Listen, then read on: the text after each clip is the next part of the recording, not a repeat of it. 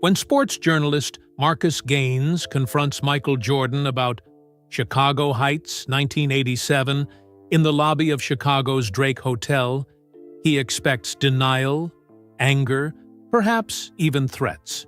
What he doesn't expect is Jordan's quiet response. "You have no idea what you're digging into." The calm words, tinged with what almost seems like relief, catch Marcus off guard. As security escorts him away, Jordan's unexpected reaction is captured on dozens of phones, immediately going viral and igniting fierce debate across social media. The confrontation thrusts both men into the spotlight: a determined reporter seeking justice for his father's gambling losses, and a basketball legend who may have carried a devastating secret for 30 years. What really happened in Chicago Heights? Why did Jordan's childhood friend Darius Washington die under mysterious circumstances? And why does Jordan almost seem glad the secret is finally coming out? As Marcus digs deeper, he discovers a truth far more complex than the scandal he imagined. One that will force him to question everything he believed about his father, about Jordan, and about the thin line between justice and redemption. Marcus Gaines wiped his sweaty palms on his pants for the 5th time in as many minutes. The gleaming marble lobby of the Drake Hotel felt too bright, too exposed. He checked his watch again. 2:47 p.m. Michael Jordan was scheduled to arrive at 3 hours for the annual Chicago Children's Hospital fundraiser. 13 minutes to change his life forever. The manila envelope burned in his inside jacket pocket. When it had arrived at his desk yesterday, no return address, no note, Marcus had almost tossed it into the trash with the other fan mail and tips that flooded the Sports Chronicle offices daily. Something made him open it. Maybe the weight of it. Maybe fate. The photographs inside were grainy but clear enough. A younger Michael Jordan, unmistakable even then, in a run-down gym with wood-paneled walls. The Bulls' star surrounded by unfamiliar faces, playing in what was clearly not an NBA game. Handwritten scorecards, betting slips with Jordan's name and specific performance metrics circled. And at the bottom of the pile, a newspaper clipping about a young man's death in 1989, with Jordan attending the funeral. Chicago Heights, 1987, was scrawled across one of the photos. Marcus had been chasing this story for years without knowing it. His father's gambling addiction had torn their family apart when Marcus was just 10 years old. The Bulls should have won that game, his father had muttered over and over, staring at the TV as the bank took their house. Jordan missed shots he makes in his sleep. "Sir, can I help you?" Marcus blinked. A hotel security guard eyed him suspiciously. "I'm with the press," Marcus said, flashing his credentials. "Waiting for the Jordan event." The guard nodded but kept watching. Marcus moved to a leather chair in the corner, trying to look casual. His phone buzzed. A text from his editor. "Layla, are you really doing this? It's career suicide." He didn't respond. Layla had always protected him, mentored him from rookie reporter to senior sports journalist over 15 years. She thought he was throwing it all away on a conspiracy theory. Maybe he was. The hotel's revolving door spun, and a ripple passed through the lobby. 2 security men in dark suits entered first, scanning the room with practiced eyes. Then came the entourage, assistants, personal staff, a few people Marcus recognized from Jordan's business team, and then Michael Jordan himself. Even at 62, Jordan commanded the room instantly. 6'6" and still fit, he walked with the same grace that had made him the greatest basketball player of all time. His suit probably cost more than Marcus made in 3 months. Marcus's mouth went dry. 15 feet away stood the man whose poster had hung above his childhood bed. The man whose shoes Marcus had begged his parents for every Christmas. The man whose games Marcus's father had bet on and lost everything. Now or never. Marcus whispered to himself, rising from the chair. He moved quickly, before the security team could reposition. 3 long strides brought him directly into Jordan's path.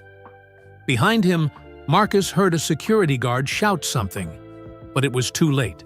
"Mr. Jordan?" Marcus said, his voice steadier than he expected. Marcus Gaines from Sports Chronicle. Jordan's smile was automatic, practiced, the same one he'd used in thousands of fan encounters. He started to extend his hand, then froze as Marcus spoke again.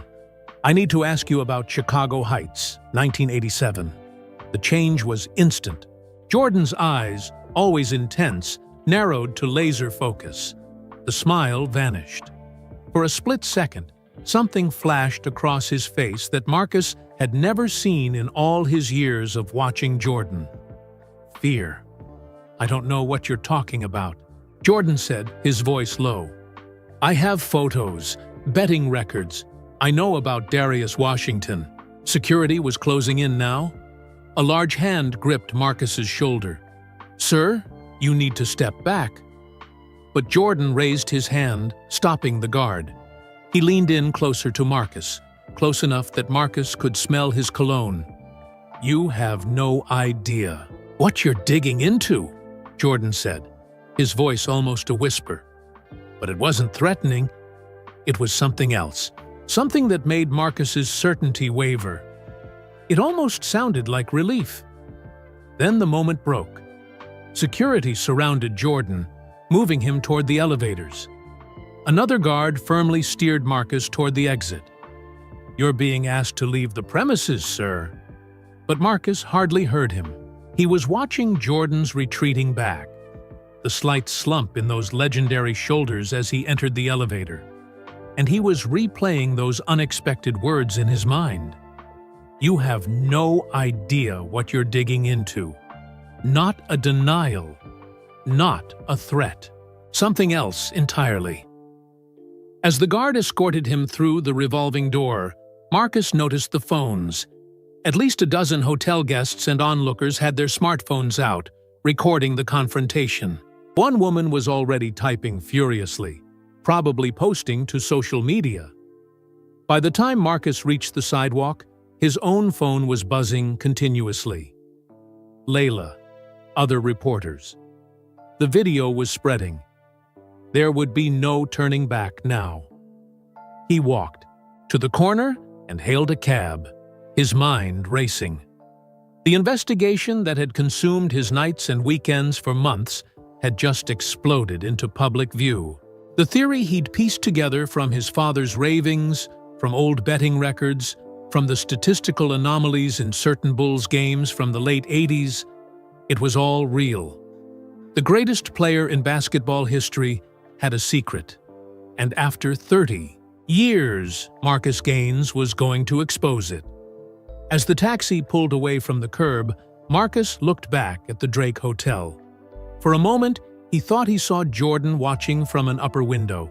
But then, the figure stepped back, disappearing behind the curtain. Like the truth, Marcus thought. Always just out of reach. He opened his phone to find 67 notifications. The first was a text from Layla. "What have you done? Get back to the office now." The second was a Twitter alert. Jordan's secret was already trending. The ambush had worked, but Marcus felt no triumph.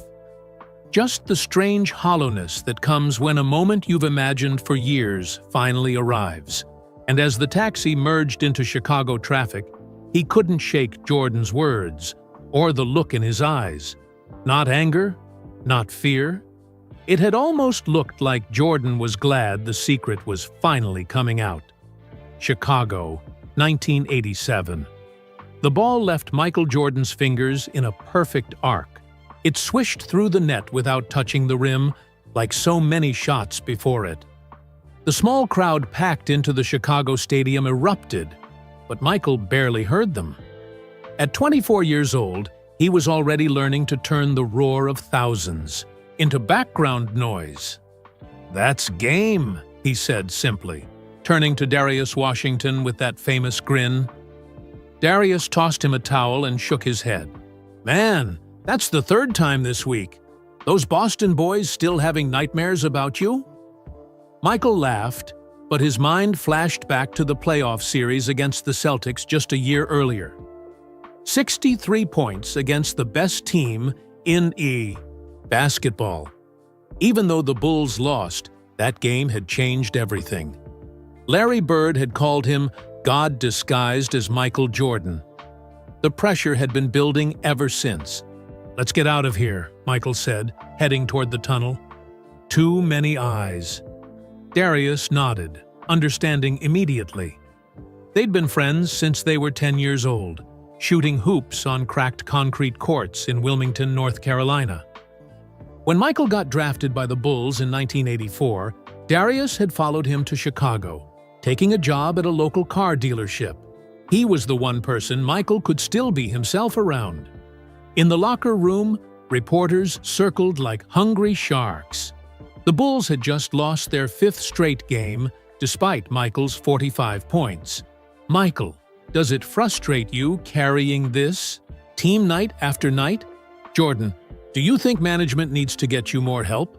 MJ, are you worried about your ankle after that hard fall?" Michael answered each question with practiced patience.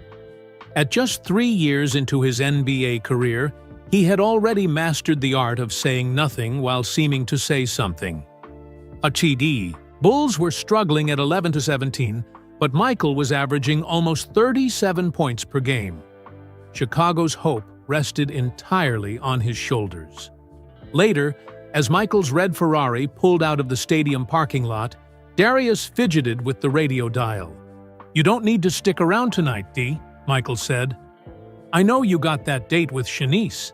Darius's face darkened slightly. "Had to cancel. Some things came up." Michael glanced over. In the glow of the dashboard lights, he could see tension in his friend's face that hadn't been there a few months ago. "Everything okay? You need money or something?" "Nah, man, I'm good," Darius said quickly. Too quickly. "Just some stuff at work. Hey, you know what you need? A night off from being Michael Jordan." Michael laughed.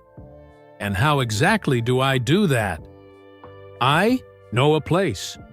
Down in Chicago Heights. Just some guys playing ball. No cameras, no reporters, no fans asking for autographs every 5 seconds. A pickup game? Are you serious?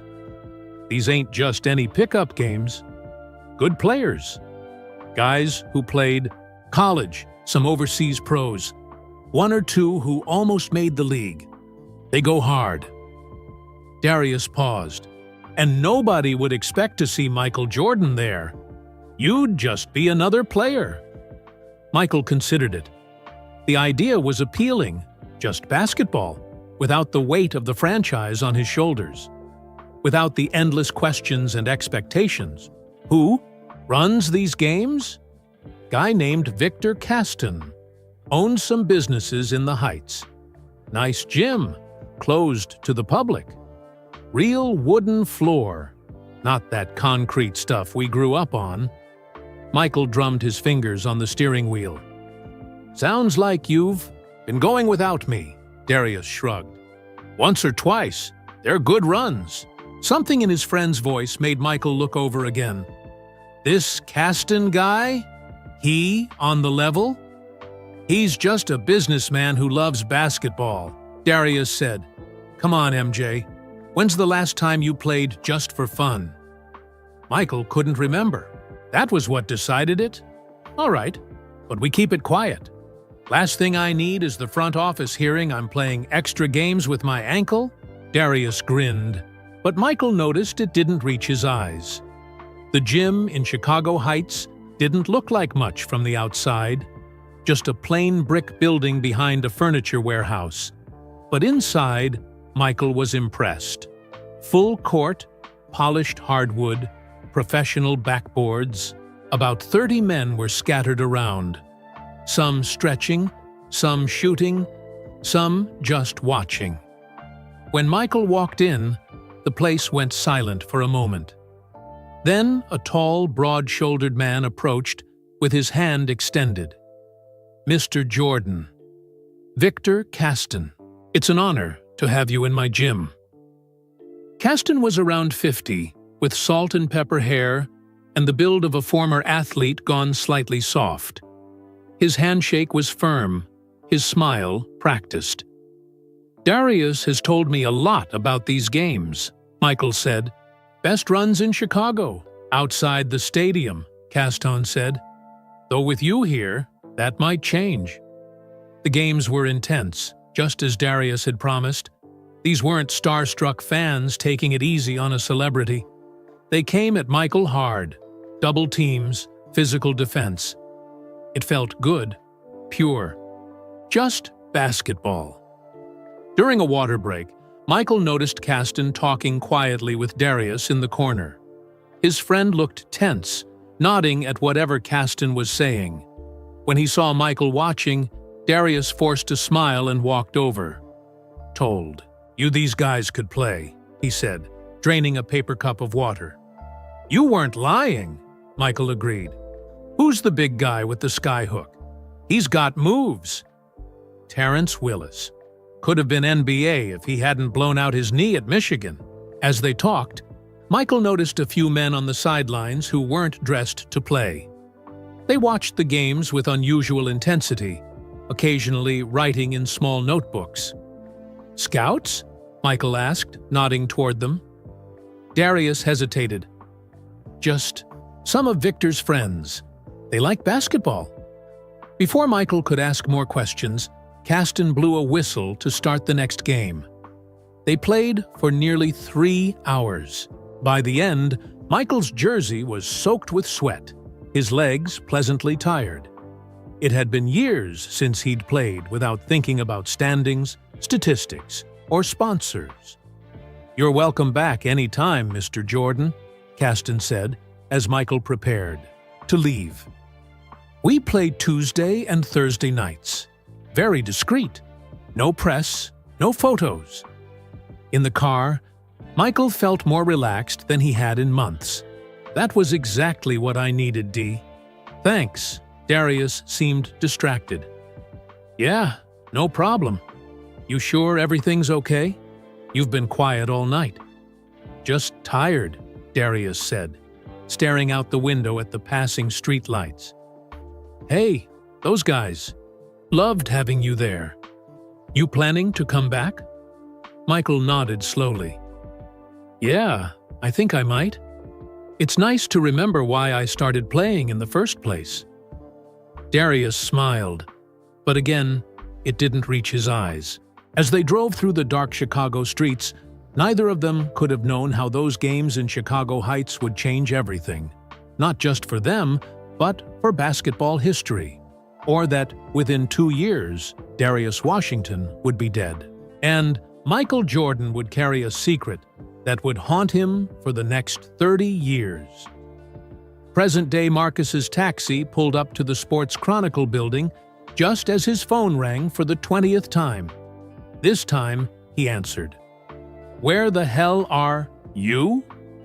Layla Vasquez's voice was sharp with anger and something else, worry. Just got to the office, Marcus said, paying the driver. I'm coming up. The lobby is crawling with reporters from other outlets. Use the service entrance. She hung up before he could respond. Marcus hurried down the alley to the loading dock. His phone kept buzzing with notifications. The video of his confrontation with Jordan had exploded online. 3 million views in less than an hour. Jordan's secret was the top trending topic nationally. The service elevator carried him to the 12th floor. When the doors opened, Marcus found Layla waiting, arms crossed. At 53, She was a legend in sports journalism, the first woman to win the Pulitzer for sports reporting. Her dark eyes flashed with anger. "In my office? Now." Marcus followed her through the newsroom. Every head turned to watch him pass. Some faces showed admiration, others disapproval. His desk was already surrounded by curious colleagues. Layla shut her office door and turned to face him. "What were you thinking? Blindsiding Michael Jordan in public?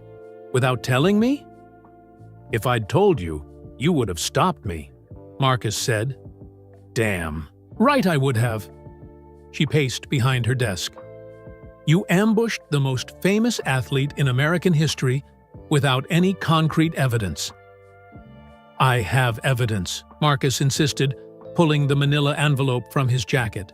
He spread the contents across her desk. The photos, the betting slips, the newspaper clipping. Layla examined them carefully. Photos of Jordan playing pickup basketball. Some betting slips that could be for anything. A funeral notice. She looked up. "This is it? This is your smoking gun?" "It's a starting point," Marcus said. "You always told me to follow my instincts.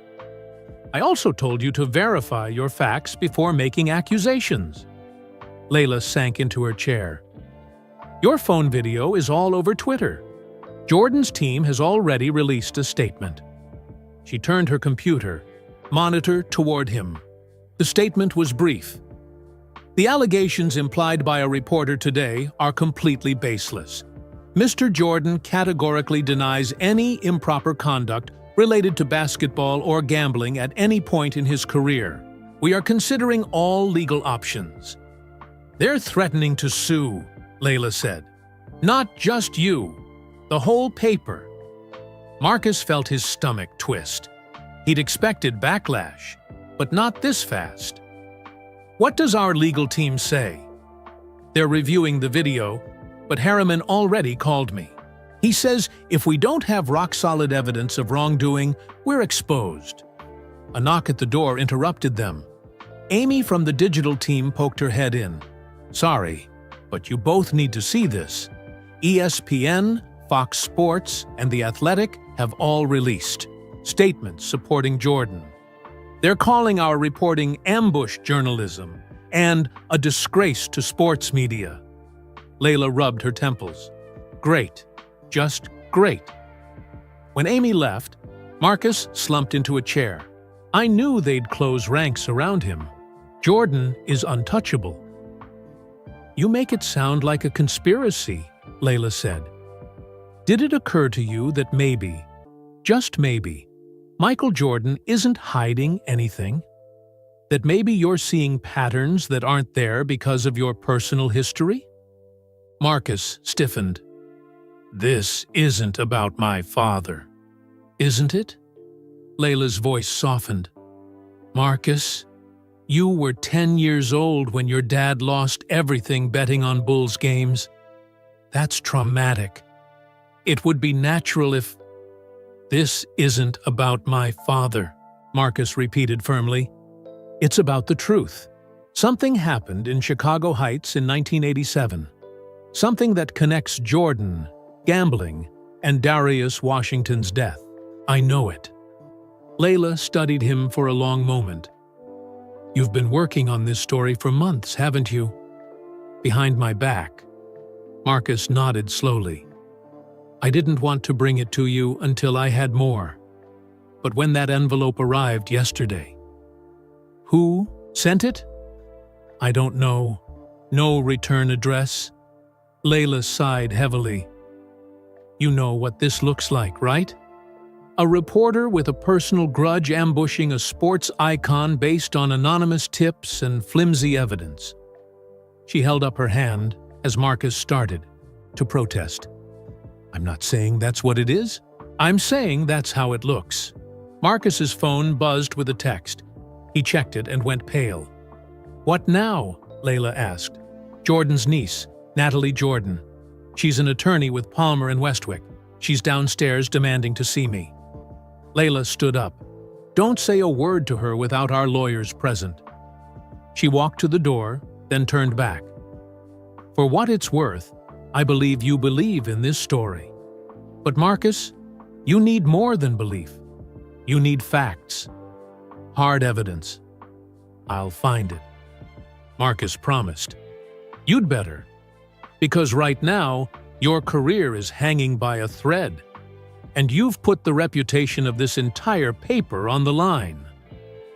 Layla's expression softened slightly. What did Jordan say to you exactly? In the hotel? Marcus replayed the moment in his mind.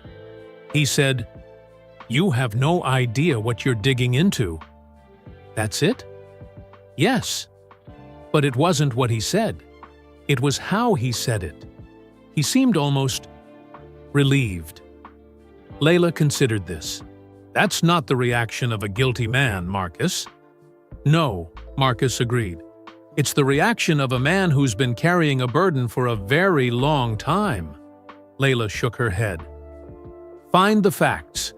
I'll hold off the lawyers and the vultures as long as I can. She opened the door. And Marcus, whatever this is, whatever happened back then, make damn sure it's worth it. As she left, Marcus looked down at the old photo from Chicago Heights. Jordan's young face stared back at him, alongside Darius Washington and Victor Caston. 3 men linked by secrets. One dead, one a legend, one a mystery. And somewhere in their story lay the truth his father had taken to his grave. The law offices of Palmer and Westwick occupied the top 3 floors of a gleaming downtown skyscraper.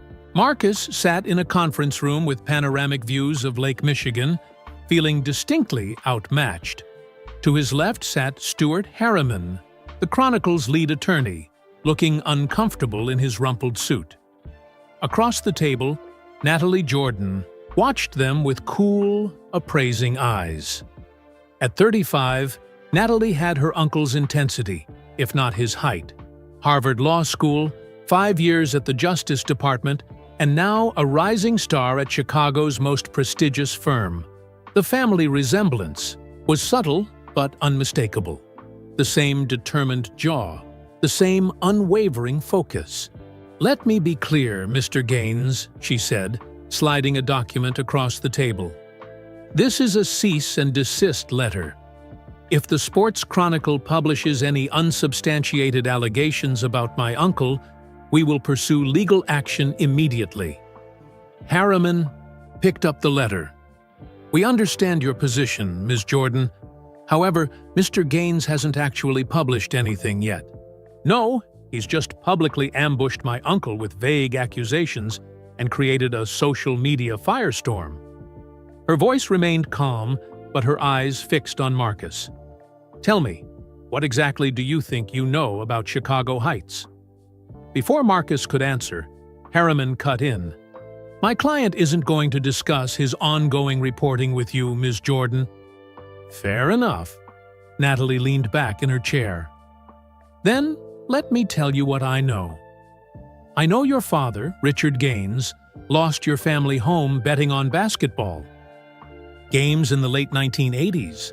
I know he blamed his failures on conspiracy theories about fixed games. And I know he died 3 years ago, still bitter, and convinced the world had cheated him." Marcus felt the blood rush to his face. "Leave my father out of this." "Why? He's clearly the reason you're on this crusade." Natalie's expression softened, slightly. "Mr. Gaines, I'm truly sorry about your family's struggles, but my uncle had nothing to do with your father's gambling problems." "This isn't about my father," Marcus insisted. "It's about what happened in Chicago Heights, about Darius Washington." Something flickered across Natalie's face. Surprise? Concern? "What? Do you know about Darius Washington?" she asked. "I know he was your uncle's childhood friend. I know he died under mysterious circumstances in 1989.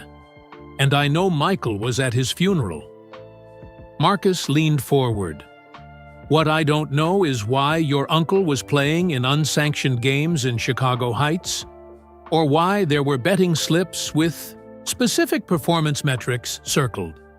Natalie and Harriman spoke at the same time. "Where did you get—" "Marcus, don't say another—" They both stopped. Natalie recovered first. "Where did you get this information?" "I have my sources," Marcus said, feeling a surge of confidence at her reaction. She was rattled. Harriman stood up. "I think this meeting is over. Ms. Jordan, we've received your letter. My client understands the legal implications of his reporting." As they gathered their things, Natalie addressed Marcus directly. "My uncle has raised millions for children's charities. He's created jobs, opportunities, and hope for countless people. What do you hope to accomplish by dragging his name through the mud?" "The truth," Marcus said simply. "That's all." "The truth," Natalie repeated. "And what if the truth isn't what you expect? What if it's more complicated? Are you prepared for that?" Before Marcus could answer, she handed him a business card. "When you realize you're hurting real people with this crusade, call me. Maybe we can find a solution that doesn't destroy multiple lives." In the elevator down, Harriman loosened his tie. "Well, that could have gone worse." "She's worried," Marcus said. "She knows there's something to find. Or she's protecting her family from a reporter with a personal vendetta," Harriman replied. "Marcus, legally speaking, you're on thin ice. If you're going to pursue this, you need more than old photos and betting slips." Marcus nodded. "I know. That's why I'm heading to Chicago Heights." The neighborhood had changed since the 1980s. Urban renewal had transformed parts of Chicago Heights, but Marcus found the old furniture warehouse easily enough. The basketball court behind it was now a parking lot for a discount grocery store. He sat in his car, staring at the spot where Michael Jordan had once played secret games. Where had the players gone? The spectators? The mysterious men with notebooks? His phone rang, Layla checking in. "Any luck?" "Not yet. I'm trying to track down players who might have been there." "Well, the pressure's mounting here," she said. "Jordan's PR team is in full damage control. They've arranged an exclusive interview with Diana Miller at CNS tomorrow." Marcus frowned. Diana Miller was the most respected sports broadcaster in America and notoriously friendly to the athletes she covered. "A friendly interview to get ahead of the story," he said. "Exactly. So if you're going to find something, find it fast." After hanging up, Marcus checked his list. Most of the names from the Chicago Heights games led nowhere, moved away, refused to talk, or simply couldn't be found. But one had agreed to meet: Terrence Willis, the player with the skyhook. The Southside Community Center was busy with afternoon basketball. Kids ran drills while parents watched from battered metal bleachers. Terrence Willis moved slowly among them, his massive frame betraying the knee injury that had ended his career before it began. At 6'11", he towered over Marcus as they shook hands. "Let's talk outside," he said, leading the way to a bench in the small park adjacent to the center. "Thanks for meeting me," Marcus began. "I'm trying to understand what happened at those games in Chicago Heights." Terrence studied him carefully. "Why now? It's been over 30 years. "The truth doesn't expire," Marcus said. Terrence barked a short laugh. "Man, you sound like a fortune cookie." He gazed at the basketball courts where children played. "You know I coach these kids? Teach them fundamentals, discipline, staying out of trouble. What do you think they'd learn if I helped you take down Michael Jordan?" "I'm not trying to take anyone down," Marcus protested. "I just want to know what happened." Terrence was quiet for a long moment. "Those games in the Heights, they weren't. What you think? Jordan wasn't fixing games for money. That man hates losing more than anyone I've ever met." then what was happening? Why was Victor Caston tracking specific stats? Terrence's expression darkened.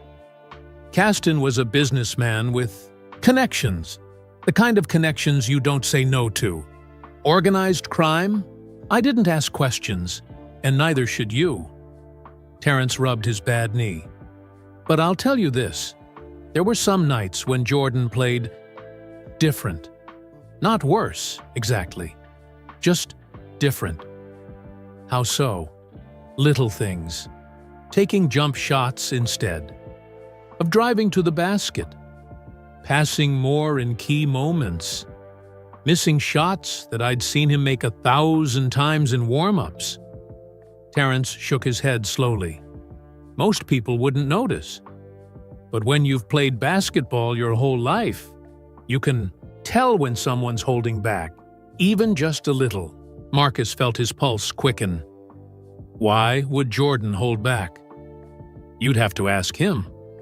All I know is, Darius Washington was always there on those nights, always looking nervous.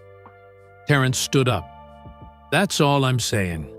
I've got kids to coach. Wait, Marcus called after him. Do you know what happened to Darius? Terrence paused. Official story was suicide. Pills and vodka in a motel room. He looked back at Marcus. But guys like Darius don't just kill themselves for no reason. And Victor Caston, is he still around? Last I heard, he was in some fancy retirement community in Lake Forest. Magnolia Gardens or something. Terrence started walking again, then stopped. Word of advice? Let sleeping dogs lie. Whatever happened back then, a lot of people worked very hard to bury it. Including Jordan? Terrence didn't answer. As he walked back to the community center, Marcus noticed a sleek black SUV with tinted windows parked across the street. It pulled away as soon as he looked at it. Marcus sat on the bench, processing what he'd learned. Jordan deliberately missing shots. Darius Washington looking nervous. Victor Caston with his connections. And now, a mysterious SUV watching him. For the first time since receiving the envelope, Marcus felt a flicker of doubt. Was he digging up something better left buried? But then he thought of his father, broken by gambling debts and convinced the games weren't fair. His phone buzzed with a news alert. Jordan team hires crisis manager Sophia Chen ahead of Diana Miller interview. They were circling the wagons, which meant there was something worth protecting. Marcus opened his laptop and searched for Magnolia Gardens Retirement Community, Lake Forest. An address appeared on his screen. It was time to pay Victor Caston a visit. Marcus was halfway to Lake Forest when his phone rang again. Unknown number. Against his better judgment, he answered on the car's Bluetooth. Marcus Gaines. Mr. Gaines, this is Sophia Chen. Marcus nearly swerved into the next lane. Sophia Chen was the most sought-after crisis manager in the country. She'd guided politicians, celebrities, and CEOs through scandals that would have destroyed anyone else. How did you get my number? Ms. Chen? That's not important. Her voice was calm and measured. What matters is that you and I both want the same thing. Resolution. I doubt that, Marcus said, signaling for the highway exit. I want the truth. You want to bury it. Such drama, Chen said with a soft laugh. I don't bury truth, Mr. Gaines. I contextualize it. There's a difference. And what context would you like to give to Chicago Heights? That's what I'd like to discuss. In person. I'm at the Four Seasons. I can have a car pick you up wherever you are. Marcus hesitated. Meeting with Jordan's crisis manager felt like walking into the lion's den. But she might reveal something useful, even inadvertently. I have appointments all day, he lied. Maybe tomorrow. As you wish. Her tone suggested she knew he was lying. But, Mr. Gaines? Victor Caston has advanced. Dementia. He hasn't had a lucid day in years. You're chasing ghosts. The call ended before Marcus could respond. He gripped the steering wheel tighter. How did she know where he was going?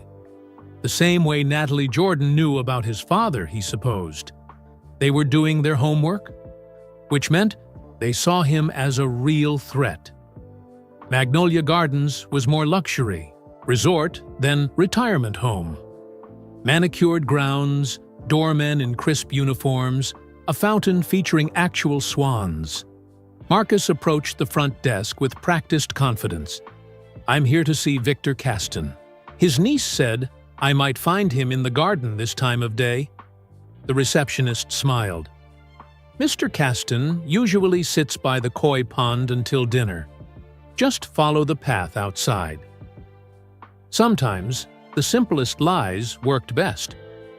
Marcus walked through the elegant lobby and out to the gardens. He found Victor Caston exactly where the receptionist had said. A hunched figure in a wheelchair by a small pond filled with orange and white fish. At first glance, Sophia Chen's information seemed correct. Caston stared vacantly at the water, his once powerful frame now frail and diminished. An attendant stood nearby, checking her phone. Marcus approached slowly. "Mr. Caston? My name is Marcus Gaines. I'd like to talk about Chicago Heights." No response. The old man continued staring at the fish. The attendant looked up. "He doesn't talk much anymore. Are you family?"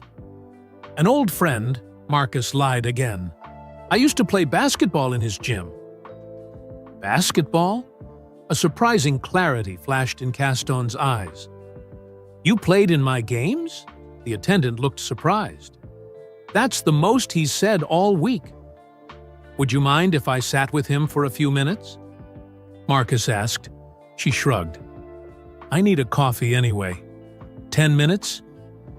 When she was gone, Marcus pulled a chair close to Caston. "Mr. Caston, I'm researching what happened at your games in Chicago Heights, especially the ones Michael Jordan played." "In?" Caston's eyes narrowed slightly. "Michael. Great player. Best ever." "Yes, he was," Marcus agreed. "Do you remember Darius Washington?" The name seemed to trigger something. Caston's hands tightened on the arms of his wheelchair. "Darius. Bad business." "What happened to him, Mr. Caston?" "Not my fault," Caston muttered. "Got in too deep. Couldn't pay." Marcus leaned closer. "Couldn't pay who?" But Caston's moment of lucidity was fading. His eyes drifted back to the pond. "The fish always know when it's feeding time?" Marcus tried another approach. "The games Michael played, was he told to miss shots sometimes?" Caston laughed. A dry sound like rustling leaves. "Michael? Nobody tells Michael anything." His expression darkened. "But Darius. Poor Darius." "What about Darius?" Caston looked at Marcus, suddenly suspicious. "Who are you? Did they send you?" "No one sent me," Marcus assured him. "I'm just looking for the truth." "Truth," Caston repeated, as if testing the word. "Truth is, Michael never knew. Not about the money. Thought he was helping his friend." He leaned forward, voice dropping to a whisper. Detective should have looked harder. Wasn't suicide. Marcus's heart raced. "Which detective? Who was investigating Darius's death?" "The woman. Tough lady? Kept coming back, asking questions." Caston's head drooped. "Too late now. All too late. Mr. Caston, do you remember the detective's name?" But Caston had retreated into himself again, mumblings becoming incoherent. Marcus saw the attendant returning and stood up quickly. "Thank you for your time," he said, though Caston didn't acknowledge him. The attendant gave him a curious look. "Did he remember you?" "Bits and pieces," Marcus said. "It's hard to see him like this." As he walked back to his car, Marcus's mind raced. Kasten's fractured comments suggested Jordan hadn't been involved in any gambling scheme. He'd been trying to help Darius Washington, and a female detective had investigated Washington's death, apparently not satisfied with the suicide ruling. It wasn't much, but it was a lead. He was so preoccupied that he didn't notice the person leaning against his car until he was almost upon her. "Mr. Gaines," Natalie Jordan said, pushing off from the driver's side door. "We need to talk." Marcus stopped short. "Are you following me now?" "You're not exactly being subtle." She glanced back at the retirement home. "Learn anything useful? From a man with dementia? That's low, even for a tabloid journalist." "I don't work for a tabloid," Marcus snapped, "and Kasten was more lucid than your team led me to believe." Something like concern crossed her face. "What did he tell you?" "Enough to keep digging," Marcus said, moving to open his car door. "Now, if you'll excuse me..." Natalie didn't budge. "My uncle had nothing to do with Darius Washington's death." "I never said he did." "Then what exactly are you implying happened in Chicago Heights?" Marcus studied her face. Despite her confrontational stance, he sensed genuine worry, not calculation. "I think your uncle was trying to help his friend," Marcus said carefully. "And I think something went very wrong." Natalie's professional mask slipped, just for a moment. "You have no idea who you're really hurting with this crusade." "Then tell me," Marcus challenged. "If you know what happened, tell me now, and this ends." She shook her head slowly. "It's not my story to tell." "Then it's still my story to find." They stood in silence, at an impasse. Finally, Natalie stepped aside. "My uncle is a good man, Mr. Gaines. Whatever you think you're going to discover, remember that." As Marcus drove away, he glanced in his rearview mirror. Natalie Jordan remained in the parking lot, phone pressed to her ear, watching him go. The pieces were starting to fit together, but the picture they formed wasn't what he'd expected. Jordan hadn't been fixing games for profit. He'd been trying to help a friend in trouble. But what trouble? And who was the female detective who'd investigated Washington's death? As the highway stretched before him, Marcus knew his next step: find the detective who never believed Darius Washington committed suicide. The Chicago Police Department Records Division was housed in a drab building that hadn't been updated since the 90s. Marcus sat in a hard plastic chair, waiting for his request to be processed. He'd been there for nearly 2 hours. "Mr. Gaines?" An older woman in a police department polo shirt called from the counter. Marcus approached, trying not to look too eager. "Did you find something?" She handed him a thin folder. "Case file on Darius Washington, 1989. You can review it here, but nothing leaves the building." "Of course. Thank you." Marcus took the folder to a small reading desk in the corner. His hands were almost shaking as he opened it. Inside were sparse documents: autopsy report, initial investigation notes, crime scene photos.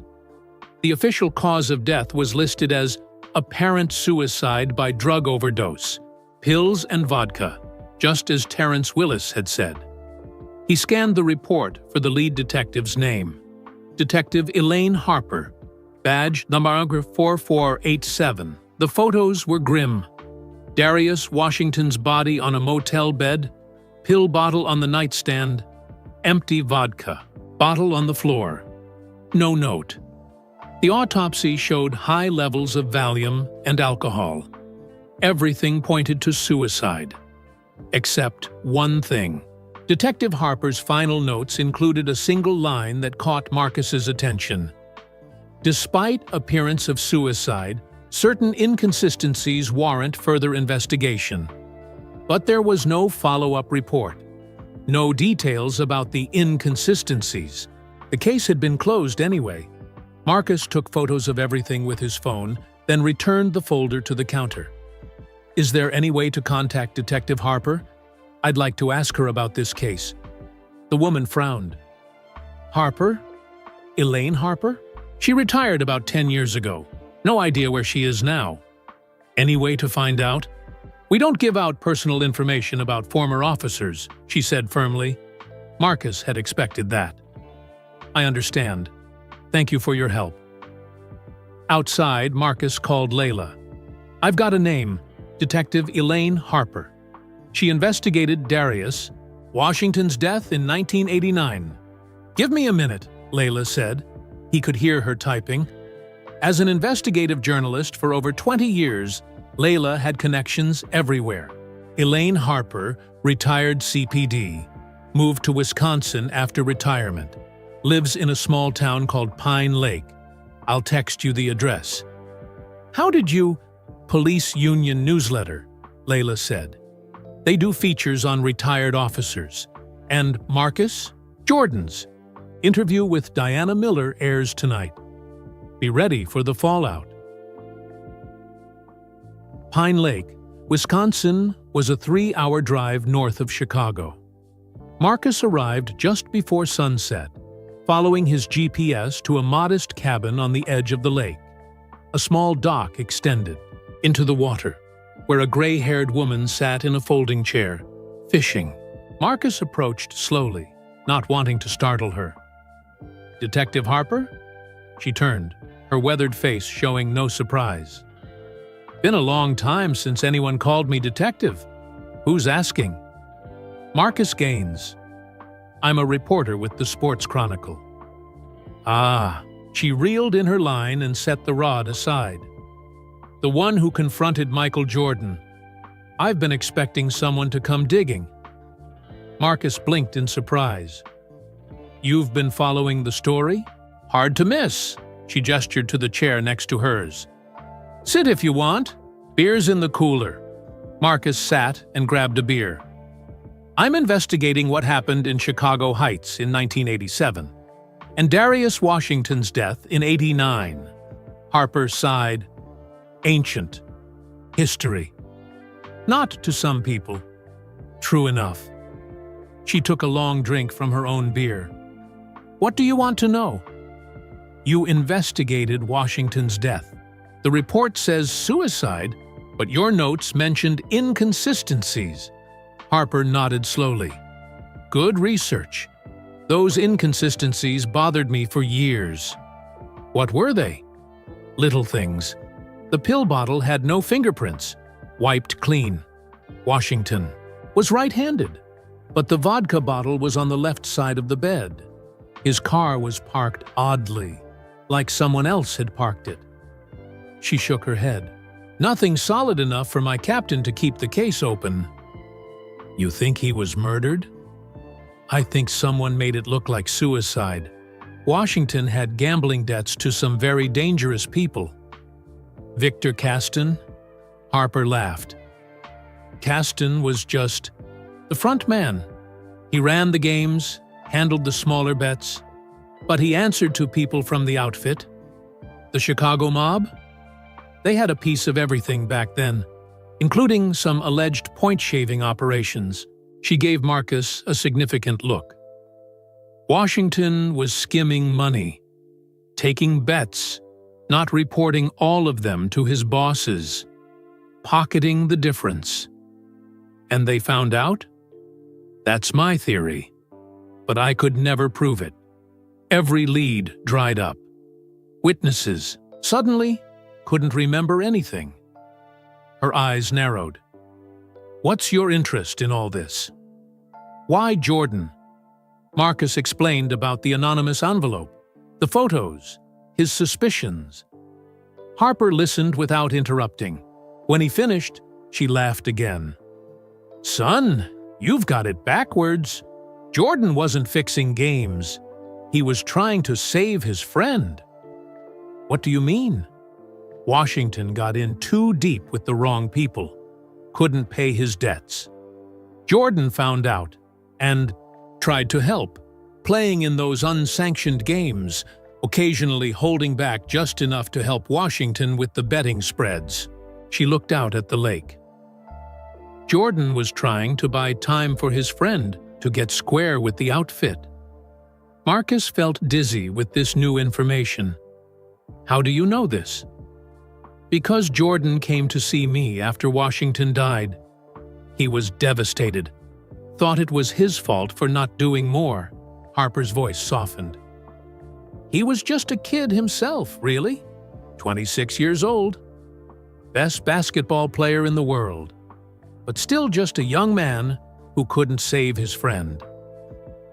Marcus struggled to process this. So Jordan was never involved in fixing NBA games? Never. This was strictly those underground games in Chicago Heights. She fixed him with a stern look. And he only did it to help Washington. Not for money, not for himself. If that's true, Marcus said slowly, then my father. Your father? Marcus explained about his father's gambling losses, his belief that certain Bulls games had been fixed. Harper shook her head sympathetically. Gamblers always need someone to blame, but your father's losses weren't because of any fix. They were just bad bets. As the sun set over Pine Lake, Marcus sat in silence. Everything he'd believed about Jordan, about his father's losses, it was all wrong. I have one more question, he finally said. Did you ever find out who killed Darius Washington? Harper's expression darkened. I had my suspicions. A hitman known to work for the outfit. But he died in a car accident before I could build a case. She paused. There was something else, though. Something that never made it into any report. What? After Washington died, several families with gambling debts to the outfit suddenly had those debts forgiven, and others received anonymous help with medical bills, college tuition. A lot of money changing hands, all untraceable. You think Jordan was behind that? I know he was. It was his way of making amends, I suppose, for not being able to save his friend. She looked directly at Marcus. He's been doing it ever since, quietly helping families hurt by gambling, all these years. Marcus thought of his father's medical care during his final illness, the specialized treatments insurance wouldn't cover, the bills that somehow disappeared. He'd always assumed it was hospital charity. You think? My family? Harper just looked at him, letting the implications sink in. As darkness fell over the lake, Marcus faced a devastating possibility. The man he'd been trying to expose might be the same man who had secretly helped his own family when they needed it most. Marcus drove back to Chicago in a daze, his mind replaying Detective Harper's revelations. Rain pattered against the windshield, matching his dark mood. He had built his investigation, and truthfully, much of his adult life, around a false narrative. His father hadn't been cheated by fixed games, and Jordan wasn't the villain he had imagined. He pulled over at a highway rest stop and turned on the radio just as Diana Miller's interview with Michael Jordan began. Miller's voice was warm and professional. Michael, thank you for sitting down with me. I know this is a difficult time. Thank you for having me, Diana. Jordan's voice sounded tired but composed. Let's address the allegations directly. Were you involved in any point-shaving scheme in the late 1980s? Absolutely not, Jordan said firmly. I've never bet on basketball. I've never shaved points in an NBA game. My reputation is built on my competitive drive. Anyone who knows me knows I would never throw a game. Marcus noted Jordan's careful wording. Never shaved points in an NBA game. Technically true, according to Harper. Can you explain the photos that have emerged showing you playing in unsanctioned games in Chicago Heights? Miller asked. Yes. In my early years with the Bulls, I occasionally played pickup games during the off-season. Just basketball, away from the spotlight. Nothing illegal or improper about it. And your relationship with Darius Washington? A pause. When Jordan spoke again, his voice had softened. Darius was my childhood friend from North Carolina. He had some personal struggles. I tried to help him, but I couldn't save him. These questions are being raised by a reporter with a personal connection to gambling losses. Do you have any response to that? I don't blame him for asking questions. Gambling addiction destroys families. I've seen it firsthand. But his pain doesn't make his allegations true. Marcus turned off the radio. Jordan was giving just enough of the truth to seem forthcoming, while still protecting the full story. And protecting himself. Back in his apartment, Marcus spread all his evidence across the kitchen table. The photos from Chicago Heights, Darius Washington's death report, his notes from the meetings with Terrence Willis, Victor Caston, and Detective Harper. The picture was becoming clearer, but significant gaps remained.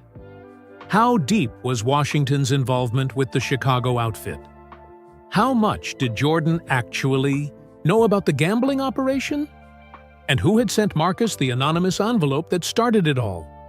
His phone rang. Layla. I just watched the interview, she said without preamble. Jordan came across well.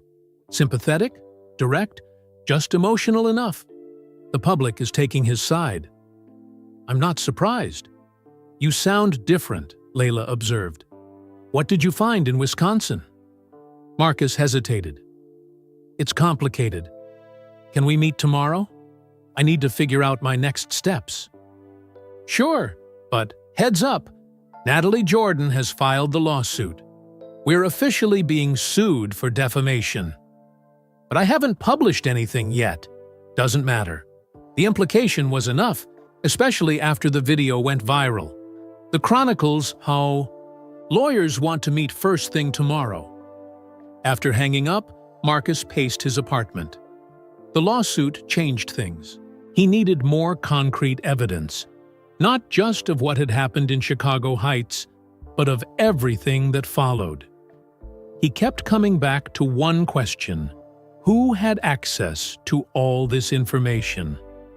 The photos, the betting slips, the connection to Washington's death.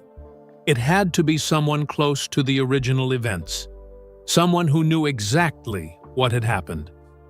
A thought struck him. Detective Harper had mentioned a file of evidence on Darius Washington's death, a file that never made it into the official police records. He called her immediately. The evidence from Washington's case, where is it now?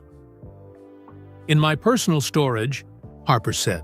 I never trusted it to the department archives. Too many important files had a way of disappearing back then. I need to see it, she hesitated. It's been locked away for 30 years for a reason, Marcus. Opening this case won't just affect Jordan. There are other people involved. People who might still be dangerous. I need to know the whole truth, Marcus insisted. For my father, for myself. A long silence. Fine. Come back tomorrow. But I'm warning you, some truths don't set you free. They just create new prisons. The next morning, Marcus drove back to Pine Lake. Harper was waiting on her porch with a cardboard box beside her. Everything I collected, she said, patting the box. Crime scene photos never submitted. Witness statements that contradicted the suicide theory. Financial records showing Washington's dealings with the outfit. Marcus lifted the lid. On top was a photograph he hadn't seen before. Jordan at Washington's funeral, his face etched with grief, standing slightly apart from other mourners. Look closer, Harper said. In the background, partially obscured, was a face Marcus recognized. A younger Victor Caston, watching Jordan. Caston went to the funeral. They all did. Washington's family. Jordan. Caston. even some of the outfit guys paying respects while making sure everyone could see them doing it. Marcus dug deeper into the box. Handwritten betting records, security, camera stills from the motel where Washington died. And then, something unexpected. A small stack of newspaper clippings about Richard Gaines, Marcus's father. "Why do you have information about my father?" Harper looked uncomfortable. "After Jordan came to me, I looked into other gambling cases connected to the outfit. Your father lost big on Bulls games in '88 and '89. I wondered if there was a connection. And was there? Not to any point shaving. Your father just made bad bets." She hesitated. "But afterward, when your family was struggling, anonymous donations to your mother's bank account, medical care for your father that insurance wouldn't cover." Marcus felt his throat tighten. "You think Jordan was behind that?" "I know he was. He felt responsible in a way, not for your father's losses, but for not stopping the whole operation sooner." Harper pulled out one last document, a list of names and amounts. "These are the families Jordan helped over the years. Yours is on page 3. Marcus stared at the list, his vision blurring. Nearly 40 families, spanning 3 decades. Millions of dollars in quiet assistance. And halfway down page 3, Gaines, Richard, medical housing support, $217,000. The sum was staggering. All those years his mother had attributed their survival to good luck and the kindness of strangers. "Why would Jordan do this?" Marcus whispered. "He didn't even know these people." "Guilt," Harper said simply, "for not being able to save his friend, for letting the games continue as long as they did. And maybe something more, a genuine desire to help." As Marcus processed this revelation, Harper pulled out one final item from the box, a sealed envelope. "This came to my home address a week ago," she said. "No return address. I think you should see it." Marcus opened it with trembling hands. Inside was a single sheet of paper with a typed message. "It's time for the truth. Marcus Gaines will be looking for answers. Help him find them." And at the bottom, a simple initial. N. By the time Marcus returned to Chicago, the Jordan interview had transformed the public narrative. "A Stand with MJ" was trending nationwide, with basketball fans and celebrities rallying behind the NBA legend. The Sports Chronicle's social media accounts were flooded with angry comments. Death threats had been sent to the newspaper's main email address. Marcus sat in Layla's office, watching the media storm unfold on her wall-mounted TV screens. "The lawsuit is just the beginning," Layla said, muting a panel discussion where sportscasters unanimously condemned Marcus's reporting methods. "Jordan's team is playing this perfectly. They've made you the villain in this story." Marcus barely heard her. His mind was still processing the letter with the single initial. N. Natalie Jordan. It had to be. But why would Jordan's own niece secretly help the investigation into her uncle's past? "Are you listening to me?" Layla waved a hand in front of his face. "The publisher is freaking out. Advertisers are threatening to pull out. We need to decide our next move." "I need more time," Marcus said. "The story isn't what I thought. It's complicated." "Complicated how?" Layla leaned forward. "Did you find something that exonerates Jordan?" Before Marcus could answer, Amy from the digital team burst in. "You need to see this. Charles Barkley just went on ESPN to defend Jordan."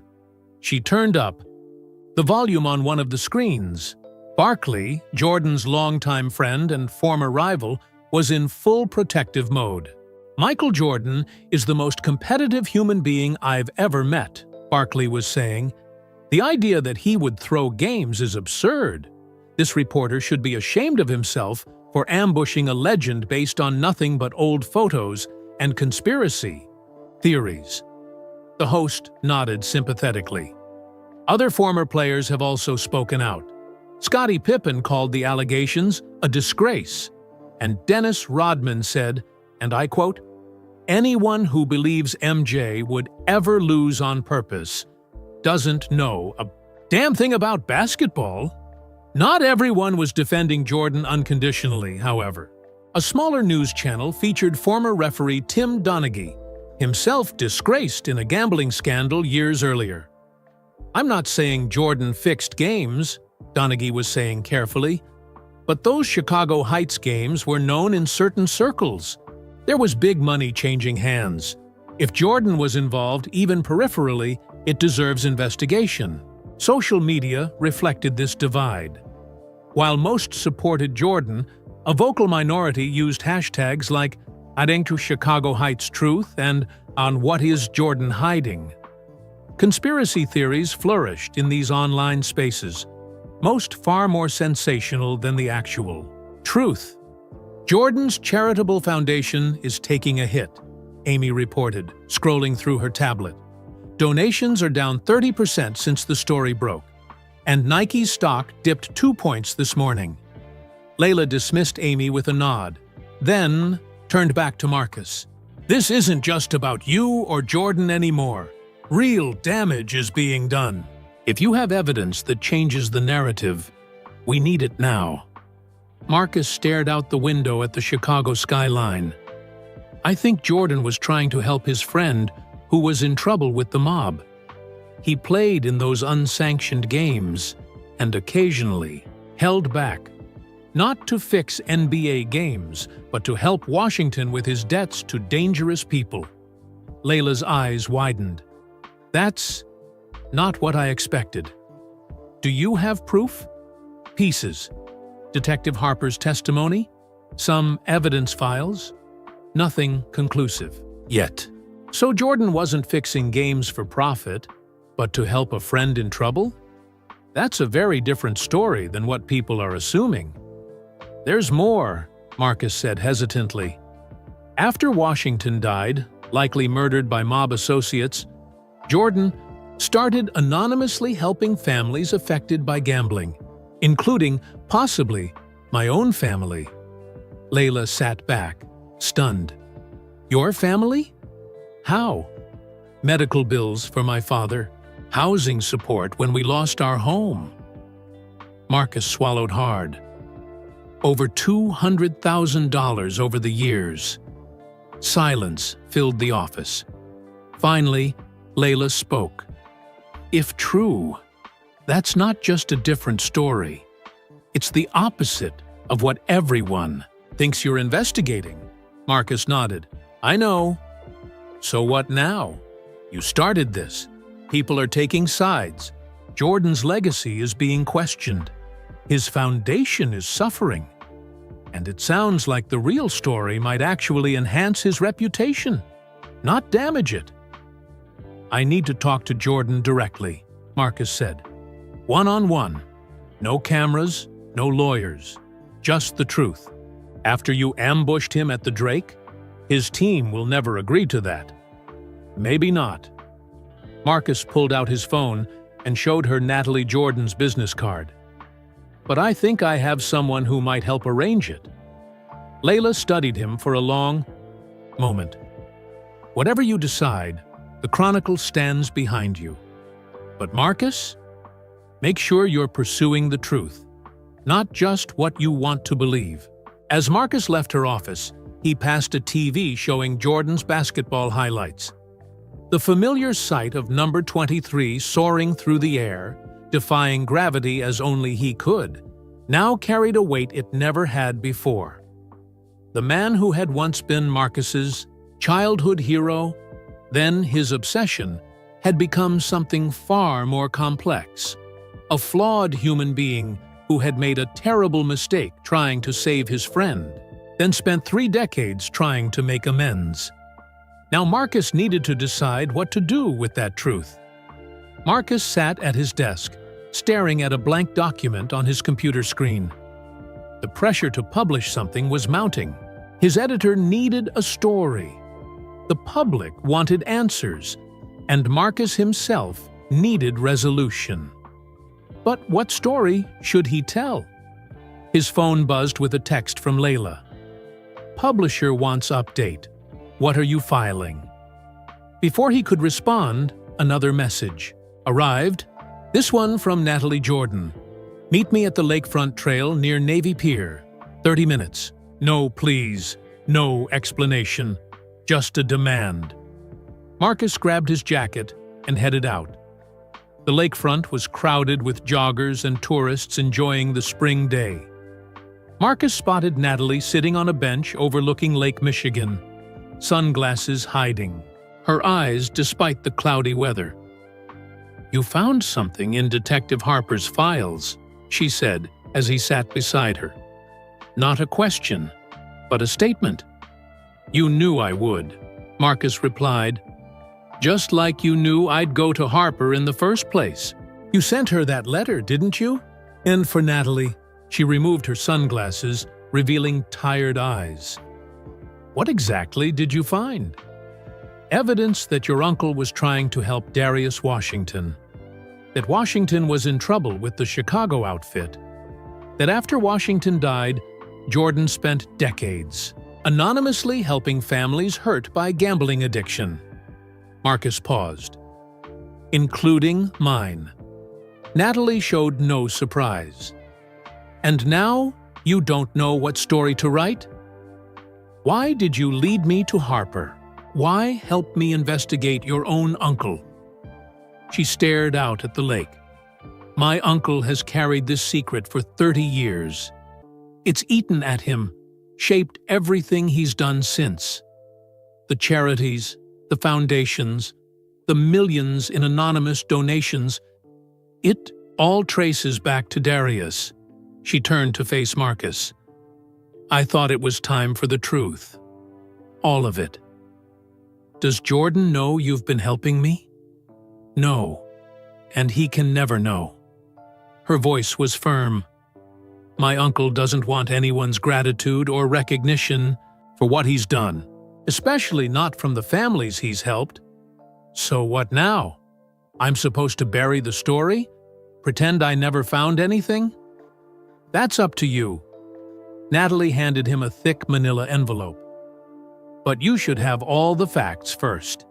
Inside were documents Marcus hadn't seen before, private letters between Jordan and Washington, bank records showing the millions Jordan had donated over the years, and most damning police reports connecting Victor Caston to suspected mob hits, including potentially Washington's death. "My God," Marcus whispered. "How did you get these?" "I'm a lawyer with resources, and my uncle keeps meticulous records, even of his anonymous giving." Natalie's voice softened.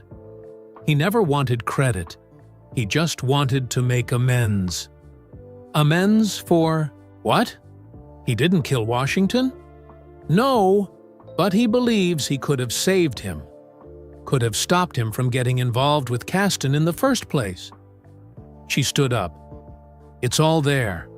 What you do with it is your decision." As she walked away, Marcus called after her. "Why now? After 30 years? Why let this come out now?" Natalie paused. "Because the secret itself has become a burden too heavy to bear. Maybe it's time for healing. For everyone." Back at the Chronicle, Marcus found Layla waiting at his desk. "Where have you been?" "The publisher is demanding copy. We need to run something, even if it's just an update on the investigation." Marcus set down the envelope Natalie had given him. "I have everything, the whole story." "Then write it," Layla said. "You're a journalist. It's your job." "It's not that simple." "It never is." Layla's expression softened. "Look, I know this has become personal for you, but our readers deserve the truth." "Which truth? That my childhood hero tried to help his friend by occasionally missing shots in underground games?" That he spent 30 years anonymously helping gambling addicts and their families to atone for a friend he couldn't save? Marcus ran a hand through his hair. Or do I write that the greatest basketball player of all time was connected to point shaving and a mob-related death? Exactly what everyone already assumes I'm investigating.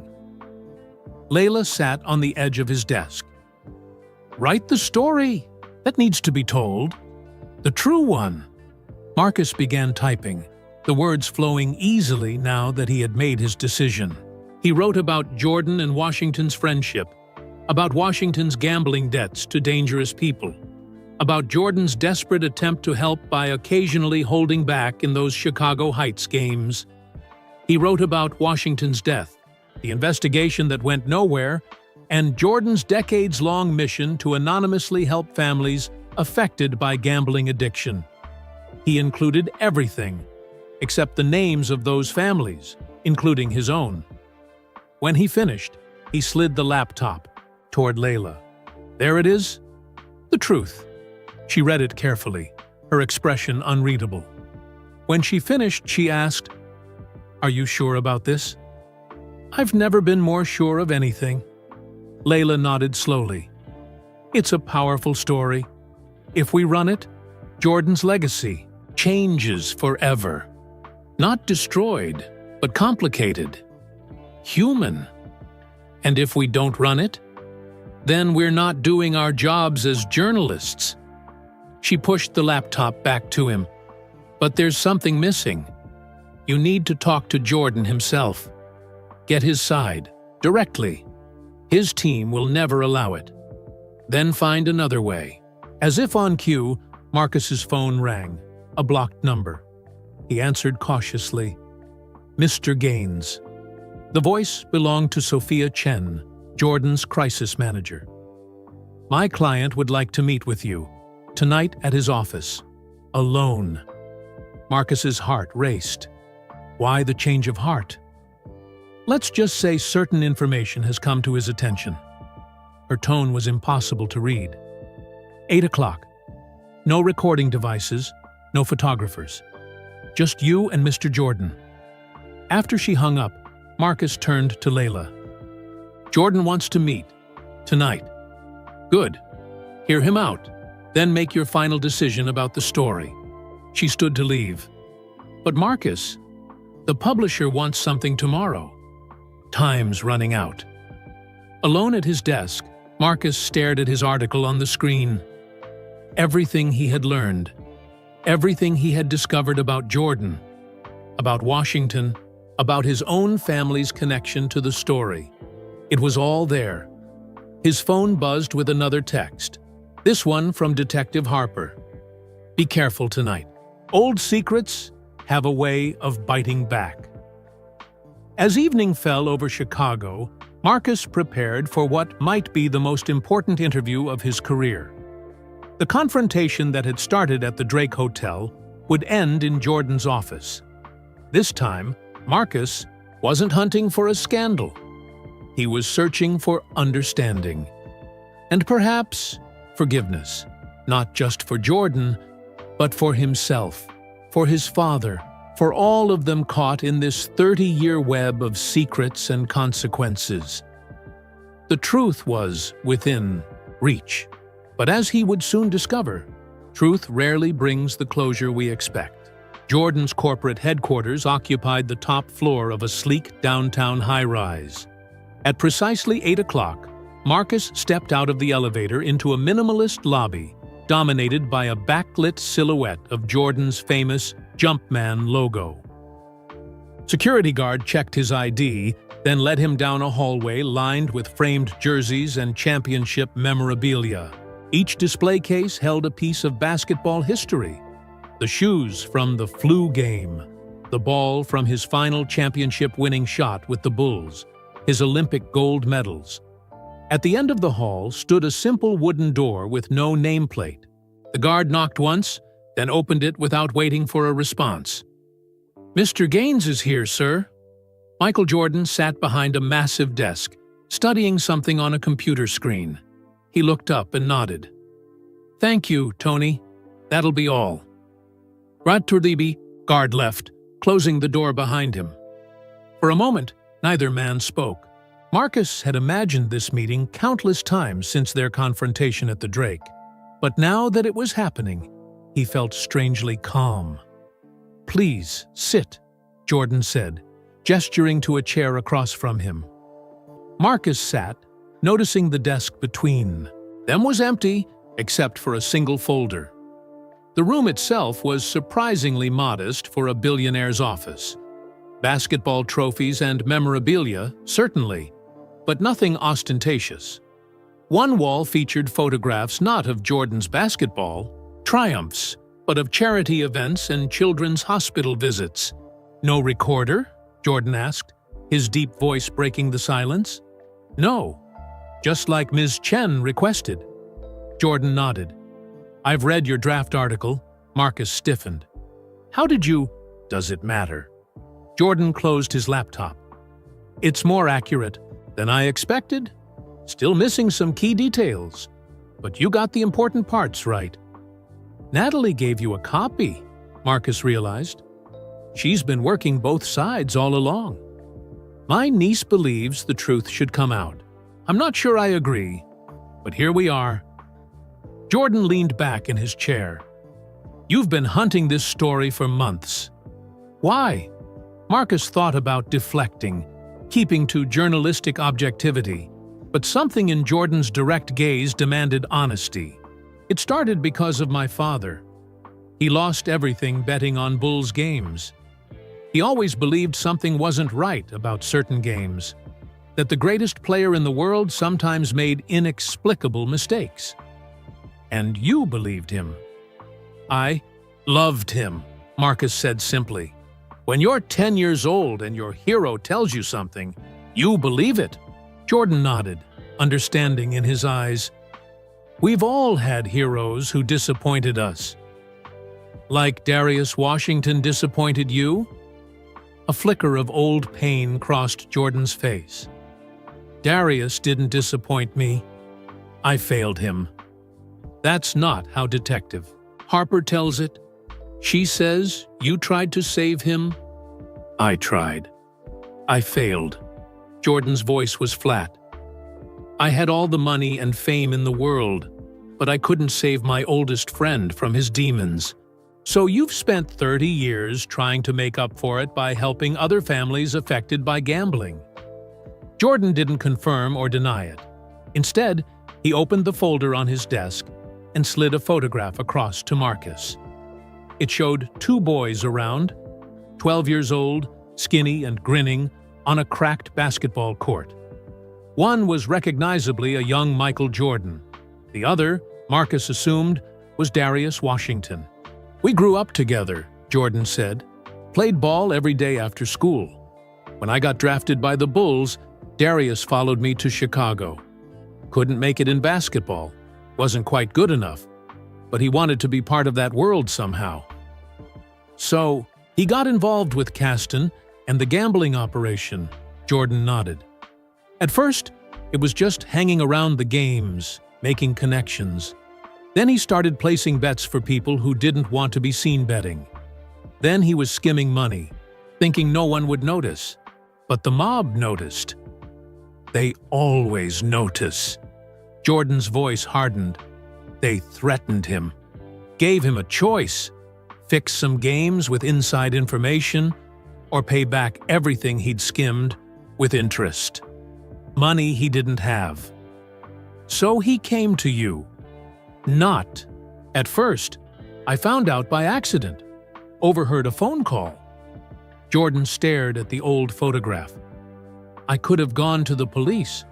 Should have, probably. But Darius begged me not to. Said these people would kill him.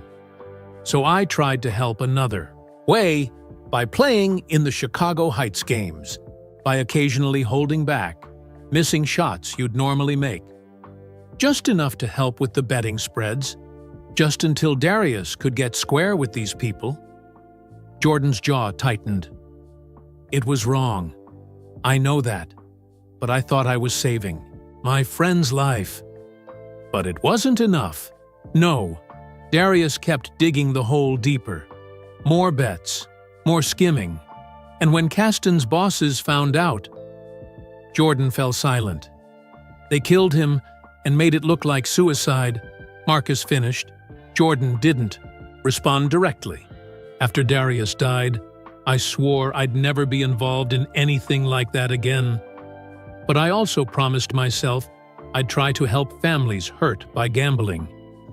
People like your father. Marcus felt his throat tighten.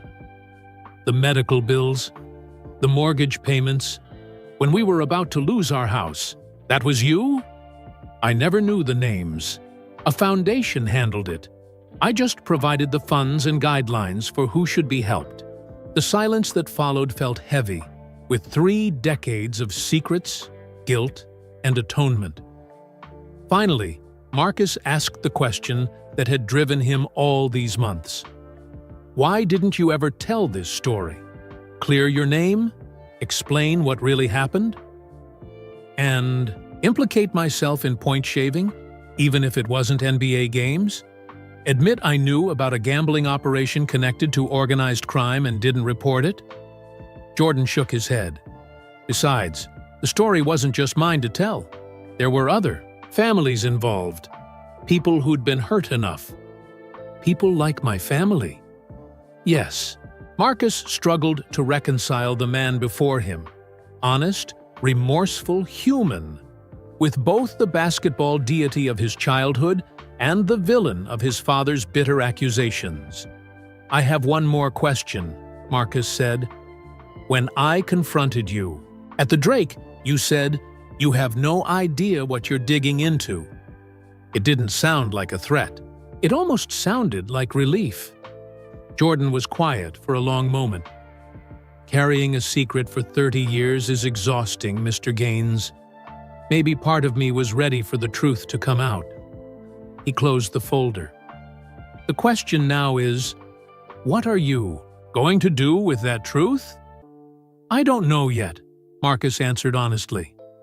Well, Jordan said, standing to signal the end of their meeting, whatever you decide, I won't try to stop you. The truth is the truth, however uncomfortable. As Marcus left the office, he realized Jordan hadn't once asked him to kill the story or offered any deal to keep things quiet. The man who had controlled every aspect of his public image for decades was finally relinquishing that control. The decision now rested entirely with Marcus. Marcus couldn't sleep that night. He paced his apartment, Jordan's words echoing in his mind. Around 3 in the morning, he opened his laptop and stared at his draft article. The story was solid, backed by evidence, interviews, and now Jordan's own confirmation. It would be the biggest sports story of the decade. It would also forever change how people viewed Michael Jordan. His phone buzzed with a text from Layla. Decision time. Are we publishing tomorrow? Before he could respond, another message arrived from an unknown number. Meet me at Lincoln Park by the South basketball courts. 7 a.m. Important information about Jordan. Come alone. Marcus stared at the cryptic message. A trap? Or one last piece of the puzzle? The morning was misty. The basketball courts empty at this early hour. Marcus arrived 15 minutes early, scanning the area for his mysterious contact. The only other person in sight was an older man shooting baskets alone, his movements fluid despite his age. As Marcus approached, the man turned. He was in his early 60s, tall and fit, with a familiar face Marcus had seen in those old Chicago Heights photos. Terrence Willis? You recognized me. I'm flattered. Terrence dribbled the ball slowly. I hear you talked to Jordan yesterday. News travels fast, in certain circles. Terrence took a shot, the ball swishing through the net. So now you know most of it. Jordan trying to help Washington. Washington's trouble with Kasten and his bosses. The help Jordan's been giving to families over the years. Is there something I don't know? Terrence retrieved the ball. Yeah, my part in it. He passed the ball to Marcus, who caught it automatically. Back then, I was more than just another player in those games. I was Washington's friend too. I knew what was happening, the skimming, the threats, Jordan trying to help. Why are you telling me this now? Because your story isn't complete. Terrence's expression darkened. The night Washington died, I was supposed to meet him. He called me, sounded scared, said he had information that would blow everything up. Marcus felt his pulse quicken. What kind of information? He never got to tell me. By the time I got to his place, he was already dead. Terrence took the ball back from Marcus. For 30 years, I've wondered what he was going to tell me. What was worth killing him over? You think he discovered something about Caston? About the gambling operation? Maybe. Or maybe about Jordan. Jordan? You think Jordan had something to do with Washington's death? Terrence shot the ball again, another perfect swish. I don't know, but I do know this. After Washington died, certain games in Chicago Heights stopped having unusual betting patterns. Almost like whoever was pulling the strings didn't need Jordan's help anymore. Marcus tried to process this new information. Are you suggesting Jordan was more involved than he's admitted? That he deliberately threw games even after Washington's death? I'm not suggesting anything, Terrence said. I'm just telling you facts. Washington died. The betting irregularities stopped. Jordan started his anonymous giving. You connect the dots, however you want. As they talked, Marcus noticed a black SUV with tinted windows parked across the street, similar to the one he'd seen after their first meeting. You're being watched, Marcus said quietly. Terrence nodded without looking. Have been for years. They leave me alone as long as I keep quiet. He dribbled the ball thoughtfully. Which makes you wonder why I'm talking to you now, doesn't it? Why are you? Because I'm dying, Mr. Gaines. Cancer. 6 months left, maybe less. He passed the ball back to Marcus. And I'm tired of carrying secrets for men who've gone on with their lives while Washington is still in the ground. Marcus felt a rush of sympathy for the former player. I'm sorry about your diagnosis. Don't be. We all face our final buzzer eventually. Terrence gestured to the court. Jordan came to see me last week, first time in years. Offered to pay for any treatment I needed anywhere in the world. That sounds generous. Does it? Or was he making sure I wouldn't talk to you? Terrence's eyes were hard. Jordan's been buying silence for 30 years with his generosity. The question is, has he been paying for his own sins or covering for someone else's? Before Marcus could respond, Terrence walked to a bench where his jacket lay and pulled out an old flip phone. Washington left me a voicemail the night he died. I've kept it all these years, never showed it to anyone, not even Detective Harper. He pressed a button, and a young man's terrified voice filled the quiet morning. T. It's D. I found something. About the games, about who's really behind everything. Not Caston. He's just the front man. It goes higher. Way higher. I'm scared, man. If anything happens to me, tell Mike. The message cut off abruptly. That's it? Marcus asked. That's it, Terrence confirmed, pocketing the phone. His last words, cut off before he could finish. Before he could tell me what to tell Jordan. Or who was really behind everything, Marcus added. Terrence nodded slowly. So now you have one more piece of the puzzle, Mr. Gaines. The question is, what are you going to do with it? As Terrence walked away, leaving the ball on the court, Marcus felt the weight of responsibility grow even heavier. What had started as a search for justice Or perhaps revenge, for his father had become something far more complex. If Washington had discovered something worth killing him over, something that went higher than Victor Caston, what was it? And did Jordan know? Marcus picked up the basketball, feeling its familiar texture. Whatever Washington had discovered 30 years ago, whatever had gotten him killed, the truth was still out there. And whether Marcus published his article or not, that truth wouldn't stay buried forever. Someone had been watching from the shadows for decades, making sure of that. The Sports Chronicle newsroom was buzzing when Marcus arrived. Layla intercepted him at the elevator. "Where have you been?" the publisher called 3 times this morning.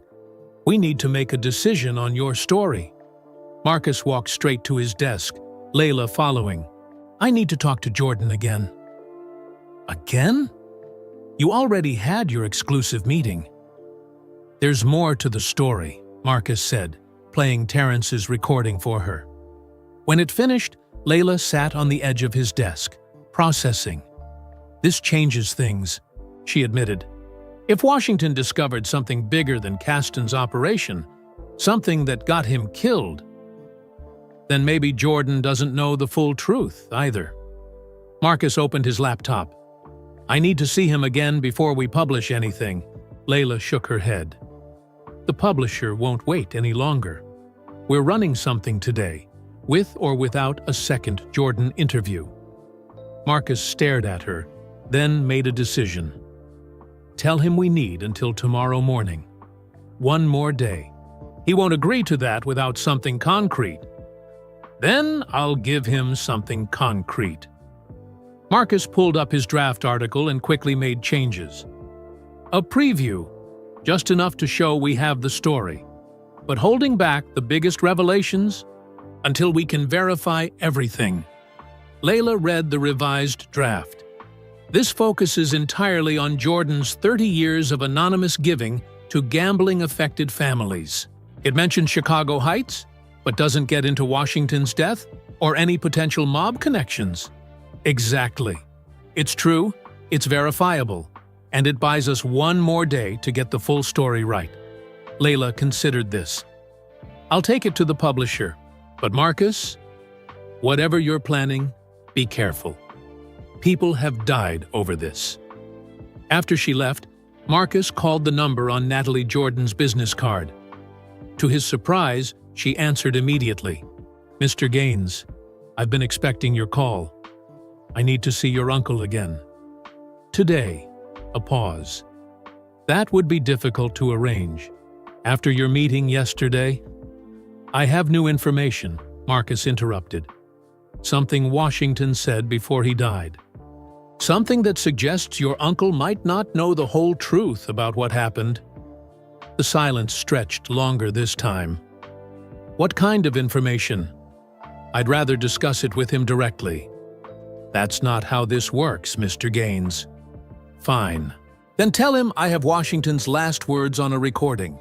Tell him Washington said it goes higher than Caston. Tell him Washington was trying to reach him the night he died." Another long pause. "I'll see what I can do." 3 hours later, Marcus sat in Jordan's private office once again. This time, Jordan wasn't behind his desk. He stood by the window, looking out at the Chicago skyline. "You're persistent, Mr. Gaines. I'll give you that." "I want to get the story right," Marcus said. "All of it." Jordan turned from the window. "Natalie says you have a recording." Marcus played Terrence's phone. Message. Jordan listened without expression, but his eyes, those famously intense eyes, never left Marcus's face. When it ended, Jordan sat heavily in a chair. "I never heard that message. Terrence never told me about it." "He's dying. Cancer. He wanted the truth to come out before he's gone." "The truth," Jordan repeated. 30 years, and I still don't know the whole truth myself." He looked directly at Marcus. "Washington called me that night too. Left a similar message. Said he'd discovered something big needed to talk right away. By the time I got the message, he was already dead. What do you think he found out? Jordan's jaw tightened. I've asked myself that question for 30 years. Best guess? He discovered who was really running the betting operation, who Caston was working for. And who was that? I don't know for certain, but Washington once mentioned a man he called the Commissioner, someone with connections to both the Chicago outfit and city politics. Marcus leaned forward. A name? He never said, just the Commissioner. Jordan stood and walked to a cabinet, pulling out a file folder. After Washington died, I tried to investigate privately, hired people, found some things, but nothing conclusive. He handed the folder to Marcus.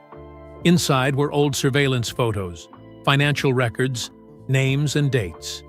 Years of private investigation. You've been looking for Washington's killer all this time, Marcus realized. Without success. Whoever the Commissioner was, he knew how to cover his tracks. Marcus studied the documents. These might help identify him. Combined with Detective Harper's files, Terrence's testimony, it won't bring Washington back, Jordan interrupted. And it won't undo what happened in Chicago Heights. No, Marcus agreed, but it might finally bring the truth to light. Jordan was quiet for a long moment. There's something else you should know before you publish anything. Something I've never told anyone, not even Natalie. Marcus waited as Jordan seemed to weigh his words carefully. The night Washington died, I was supposed to meet him. He called, said he needed help, that he'd gotten in too deep. I was driving to see him when I got stuck in traffic from an accident on the expressway. Jordan's voice grew rough with emotion. If I'd gotten there 20 minutes earlier, he might still be alive. You can't know that, Marcus said quietly. What I know is that I failed him, and I've spent 30 years trying to make up for it by helping other families. Jordan looked at Marcus intently. Including yours. The directness of the statement hit Marcus like a physical blow. My father never knew, never suspected. That was the point. Anonymous help. No strings, no recognition. Marcus thought of his father's final years, bitter, angry, but with proper medical care in a decent home. All because of the man sitting across from him. Why are you telling me this now? Because whatever you decide to publish, you should know the whole truth, at least as much of it as I know. Jordan leaned forward. I've made peace with my part in this story, Mr. Gaines. The question is, have you? The question hung in the air between them. Marcus thought of his father, of the story he'd been pursuing for months, of the complex truth he'd discovered. Not the scandal he'd expected, but something far more human, more complicated. I'm publishing a story tomorrow, Marcus said finally, but maybe not the one I originally planned to write. Jordan nodded, understanding in his eyes. Whatever you decide, I won't try to stop you. The truth has been buried long enough. As Marcus left Jordan's office for the second time, the weight on his shoulders felt different. No longer the burden of exposure, but the responsibility of truth, messy, complicated, human truth. His father had been wrong about Jordan fixing NBA games, but there was still a mystery to solve, a killer who had never faced justice, and a story that needed to be told, even if it wasn't the one Marcus had set out to write. The next morning, Marcus arrived at the Sports Chronicle before dawn. The harsh newsroom was empty, just as he preferred. He needed clarity, space to make his final decision without distractions. His draft article waited on his computer, the story of Michael Jordan's secret 30-year mission to help families affected by gambling addiction. It mentioned Chicago Heights and Darius Washington, but without the sensationalism that could have destroyed Jordan's legacy. It was truthful, but selective. Was that journalism or protection? Marcus stared at the screen, remembering his father's face when the Bulls lost games he'd bet on. The anger, the confusion, the desperate certainty that something wasn't right. Jordan missed shots he makes in his sleep, he'd said over and over. His father hadn't been entirely wrong. Jordan had missed shots on purpose, just not in NBA games, and not for the reasons his father had believed. A soft chime from his email interrupted his thoughts. A message from Detective Harper, with an attachment labeled Chicago PD Internal. Memo, 1989. Marcus opened it and read quickly, his heart racing. It was a confidential memo from a senior police captain ordering Harper to close the Washington case, despite her objections. At the bottom was a handwritten note. Found this in my old case files. Notice the signature. Harper. The memo was signed. Commissioner Lawrence J. Sullivan. The commissioner, Marcus searched the name online. Lawrence Sullivan had been a high-ranking police official in the late 1980s, later becoming Chicago Police Commissioner from 1990-1995. He died in 2012, lauded as a pillar of the community who had cleaned up corruption in the department. But, according to this memo, he'd shut down the investigation into Washington's death. Why? And was he the same commissioner Washington had mentioned in his final message? Marcus forwarded the email to Jordan, adding a simple message.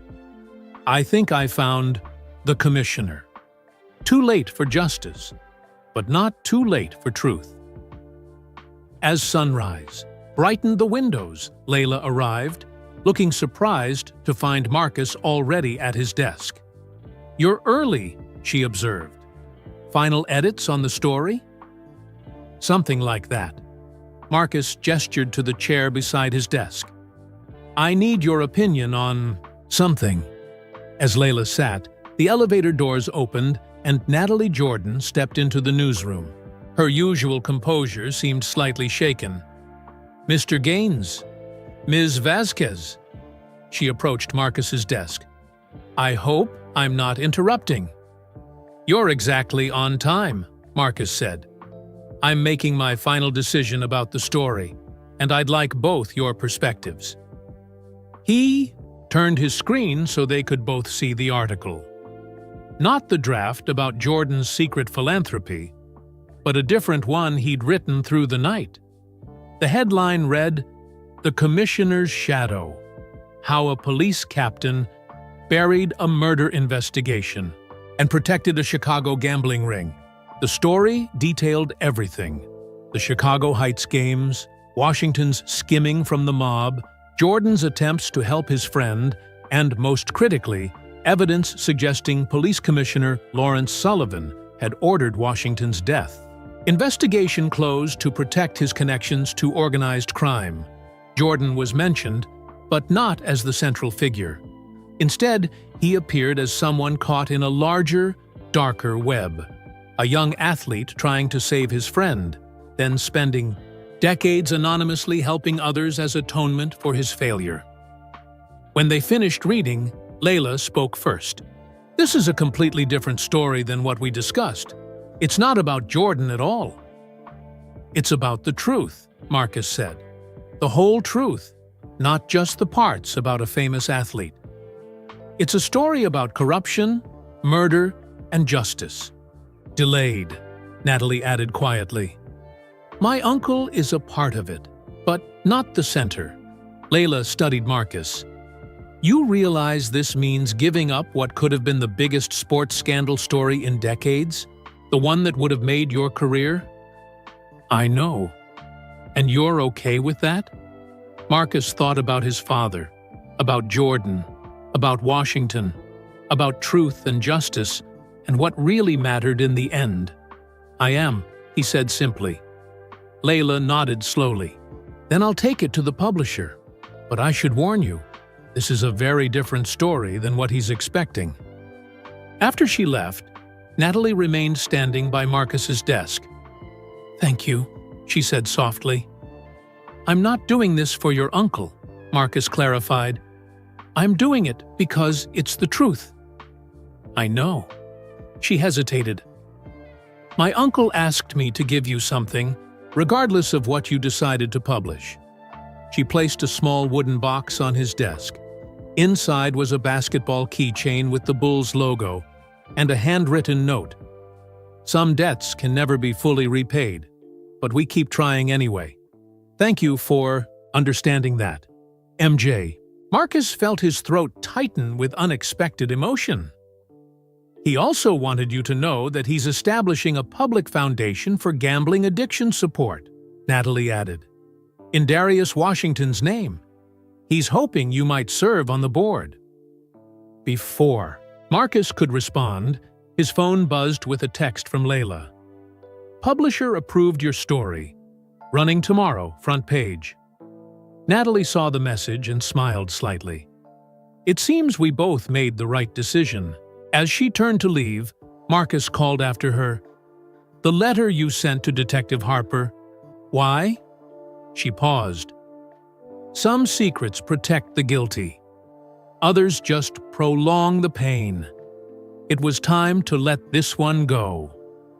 Left alone at his desk, Marcus held the keychain, turning it in his fingers. The story he would publish tomorrow wasn't the one he'd spent months pursuing. It wasn't about exposing a sports icon or validating his father's suspicions. Instead, it was about corruption, justice, and the complex ways humans try to atone for their failures. It was about a young basketball star who couldn't save his friend, about a police commissioner who buried a murder to protect his interests, about a reporter who discovered that truth is rarely what we expect it to be, and about how the greatest basketball player of all time had spent 30 years secretly helping families hurt by gambling, including the family of the reporter who would finally tell his story. Not the story Marcus had set out to write, but the one that needed to be told. The morning Marcus's story broke, Chicago awakened to headlines that shocked the city. Not about Michael Jordan's secret games in Chicago Heights, though that was part of it, but about Commissioner Lawrence Sullivan's buried investigation and mob connections. The Sports Chronicle's website crashed from the traffic. Every major news outlet picked up the story. By noon, the Chicago Police Department had announced a formal review of all cases Sullivan had supervised during his tenure. Marcus sat in Layla's office, watching the coverage unfold on her wall of screens. "You've started an earthquake," she said, handing him a cup of coffee. "The mayor just announced a special task force to investigate Sullivan's cases. The FBI is getting involved. And 3 families of suspected mob hits have already come forward, saying their cases were suspiciously closed under Sullivan's watch. What about the Jordan angle? That's what everyone expected. It's there, but it's not the headline." Layla smiled. "You gave Jordan exactly what he needed. Acknowledgement of his mistake and recognition of his atonement, without making him the villain." Marcus's phone had been ringing constantly all morning. He'd ignored most calls, but when it rang, again with Natalie Jordan's name on the screen, he answered. "My uncle would like to see you," she said, without preamble. "He's at the United Center. Can you come now?" The United Center was empty, except for a solitary figure standing at center court. Michael Jordan turned as Marcus's footsteps echoed through the vast arena. "Quite a story you wrote," Jordan said as Marcus approached. "The true one, I hope. As close as anyone's gotten in 30 years. Jordan bounced a basketball that had been sitting at his feet. The familiar sound reverberated through the empty stadium. Sullivan. All these years, and I never knew his name. The man who protected Washington's killers. He can't face justice now, Marcus said. but his legacy is destroyed, and the cases he buried are being reopened. Jordan nodded, dribbling the ball slowly. Washington would have appreciated that. He was always talking about justice, even while he was breaking the rules himself. He passed the ball to Marcus. "You're a good writer, Mr. Gaines. You found the real story." Marcus caught the ball, feeling its familiar texture. "Not the one I expected to find." Life rarely gives us what we expect. Jordan gestured to the empty seats surrounding them. "When I played in this building, everything seemed so clear.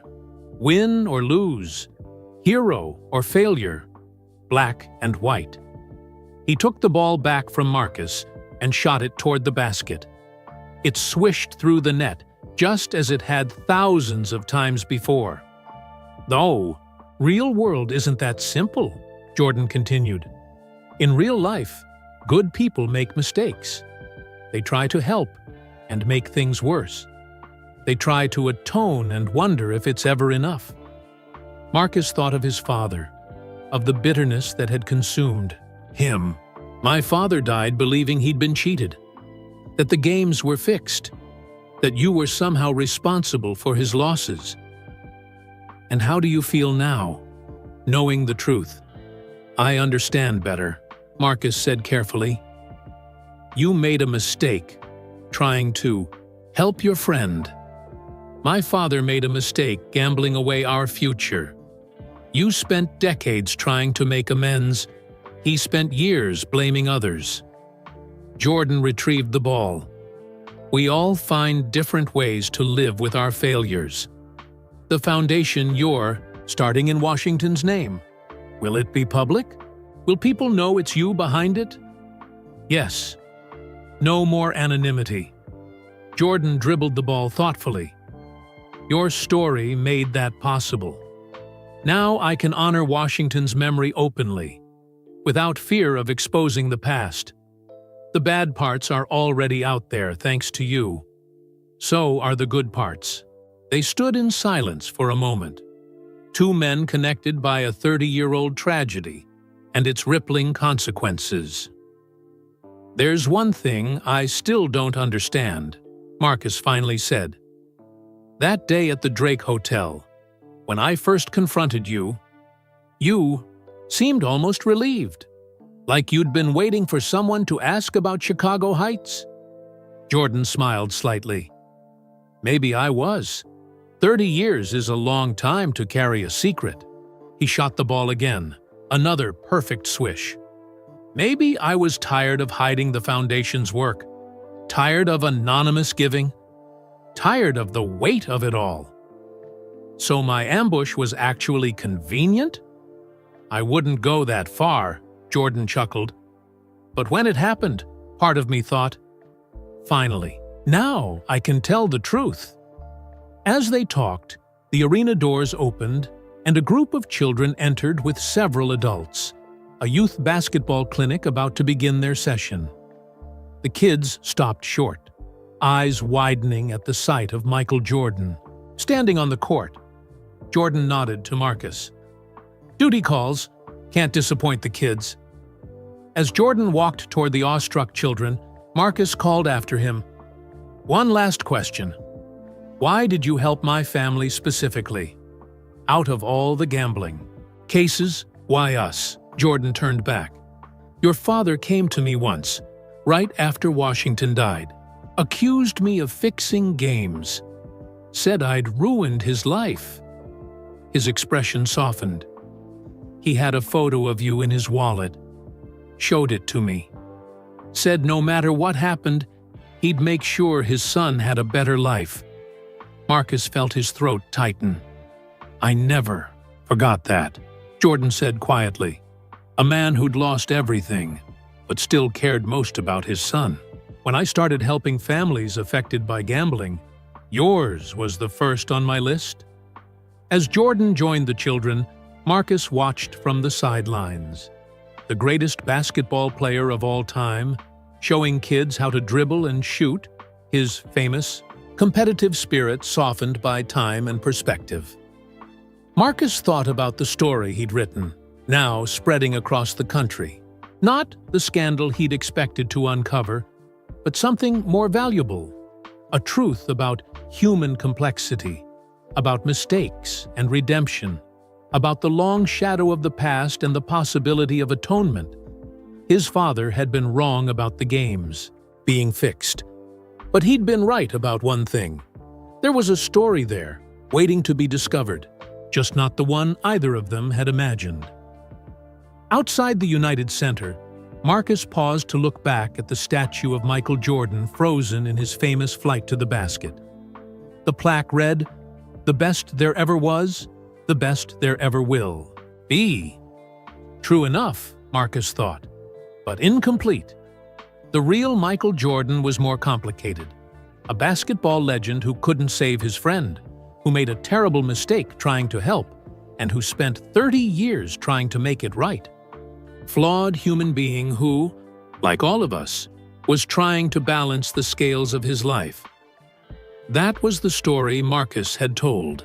Not the one he'd set out to write, but the one that had been waiting for someone to tell it. The true one. 6 months after his story broke, Marcus stood in a small cemetery on the outskirts of Chicago. The autumn leaves crunched beneath his feet. As he approached a simple headstone, Darius Washington, 1963-1989, beloved friend. For 30 years, the grave had received few visitors. Today, it was surrounded by people. Terrence Willis in a wheelchair, Detective Harper standing respectfully to one side, Natalie Jordan in a dark coat, and Michael Jordan himself, tall and solemn in the afternoon sun. The occasion was both an ending and a beginning. The Darius Washington Foundation for Gambling Addiction Prevention had officially launched that morning with a press conference at the United Center. Now, its namesake was finally receiving a proper remembrance. "I never visited before," Jordan's said quietly as Marcus joined the small group. "Couldn't bring myself to face it." "Why now?" Marcus asked. "Because it's time," Jordan said simply. Past time. The ceremony was brief but meaningful. Jordan spoke about his childhood friend, their basketball games in North Carolina, their dreams, their bond that had followed them to Chicago. He didn't shy away from the harder truths, Washington's gambling problems, the trouble he'd gotten into, the desperate circumstances that had led to his death. Darius made mistakes, Jordan told the small gathering. So did I. For 30 years, I've carried the weight of those mistakes. Today, I'm putting that weight down. When the short service ended, most of the attendees headed to their cars.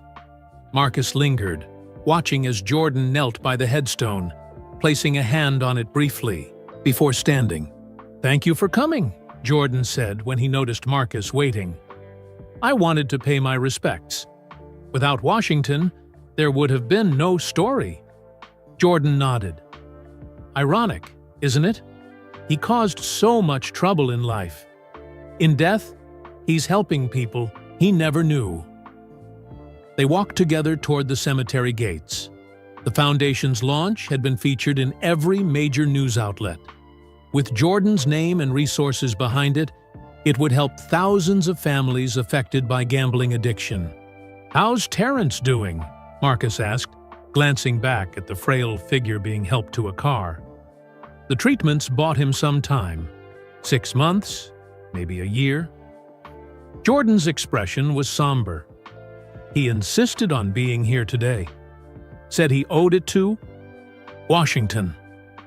As they reached Jordan's car, he turned to Marcus. "Your story changed things. Not just for me, but for a lot of people. The FBI has reopened 3 murder cases connected to Sullivan. Families have answers they've waited decades for." "And what about you?" Marcus asked. "How has it changed things for you?" Jordan considered the question. "I don't have to hide anymore. The foundation work, Washington's memory, my own mistakes, It's all in the open now. There's freedom in that. And the criticism? The people who still think you were more involved than you admitted? There will always be critics. Jordan shrugged. But the truth is out there now. The real truth. Not just rumors or accusations. Marcus thought about his own journey, from the angry son seeking justice for his father, to the reporter who discovered a more complex story than he'd imagined. "I visited my father's grave last week," Marcus said. "First time since the story broke. I told him everything I'd learned. About Washington, about Sullivan, about your help over the years." He smiled slightly. "I like to think he would have understood." "Maybe he would," Jordan agreed. "Sometimes we need distance to see things clearly." They reached Jordan's car where Natalie was waiting. Before getting in, Jordan extended his hand to Marcus. "You know, in all these months, we never properly introduced ourselves. I'm Michael." Marcus shook his hand. "Marcus Gaines." "I know." Jordan smiled. "I've been writing checks to your family for decades." As Jordan's car pulled away, Marcus remained standing by the cemetery gates. The story that had consumed his life for nearly a year was finally complete. The mystery had been solved. The truth revealed. Justice set in motion, even if delayed by 30 years. His phone rang. Layla from the Chronicle. "The Sullivan investigation just expanded," she said without preamble. "FBI is looking into 3 more cases from his time as commissioner. Your story is still growing legs?" "Good," Marcus said. "The truth deserves to come out, however long it takes." "Speaking of truth, the Pulitzer Committee called. Your piece is on the short list for next year." Marcus hadn't written the story for awards, but the recognition felt like validation of a different sort. Acknowledgement that journalism at its best wasn't about sensationalism or takedowns, but about complex, human truth. "One more thing," Layla added. "The publisher wants to know if you're interested in a book deal. The whole story, beginning to end."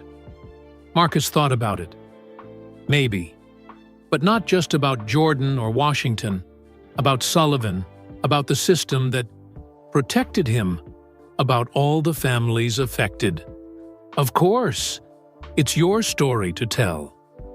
After hanging up, Marcus walked back to Washington's grave. The cemetery was empty now, the mourners gone. He stood silently, thinking about the young man whose death had set in motion 30 years of secrets, guilt, and quiet redemption. "Your friend kept his promise," Marcus said softly to the headstone. "He couldn't save you, but he's saved a lot of other people in your name." The autumn wind rustled the trees, sending more leaves spiraling down.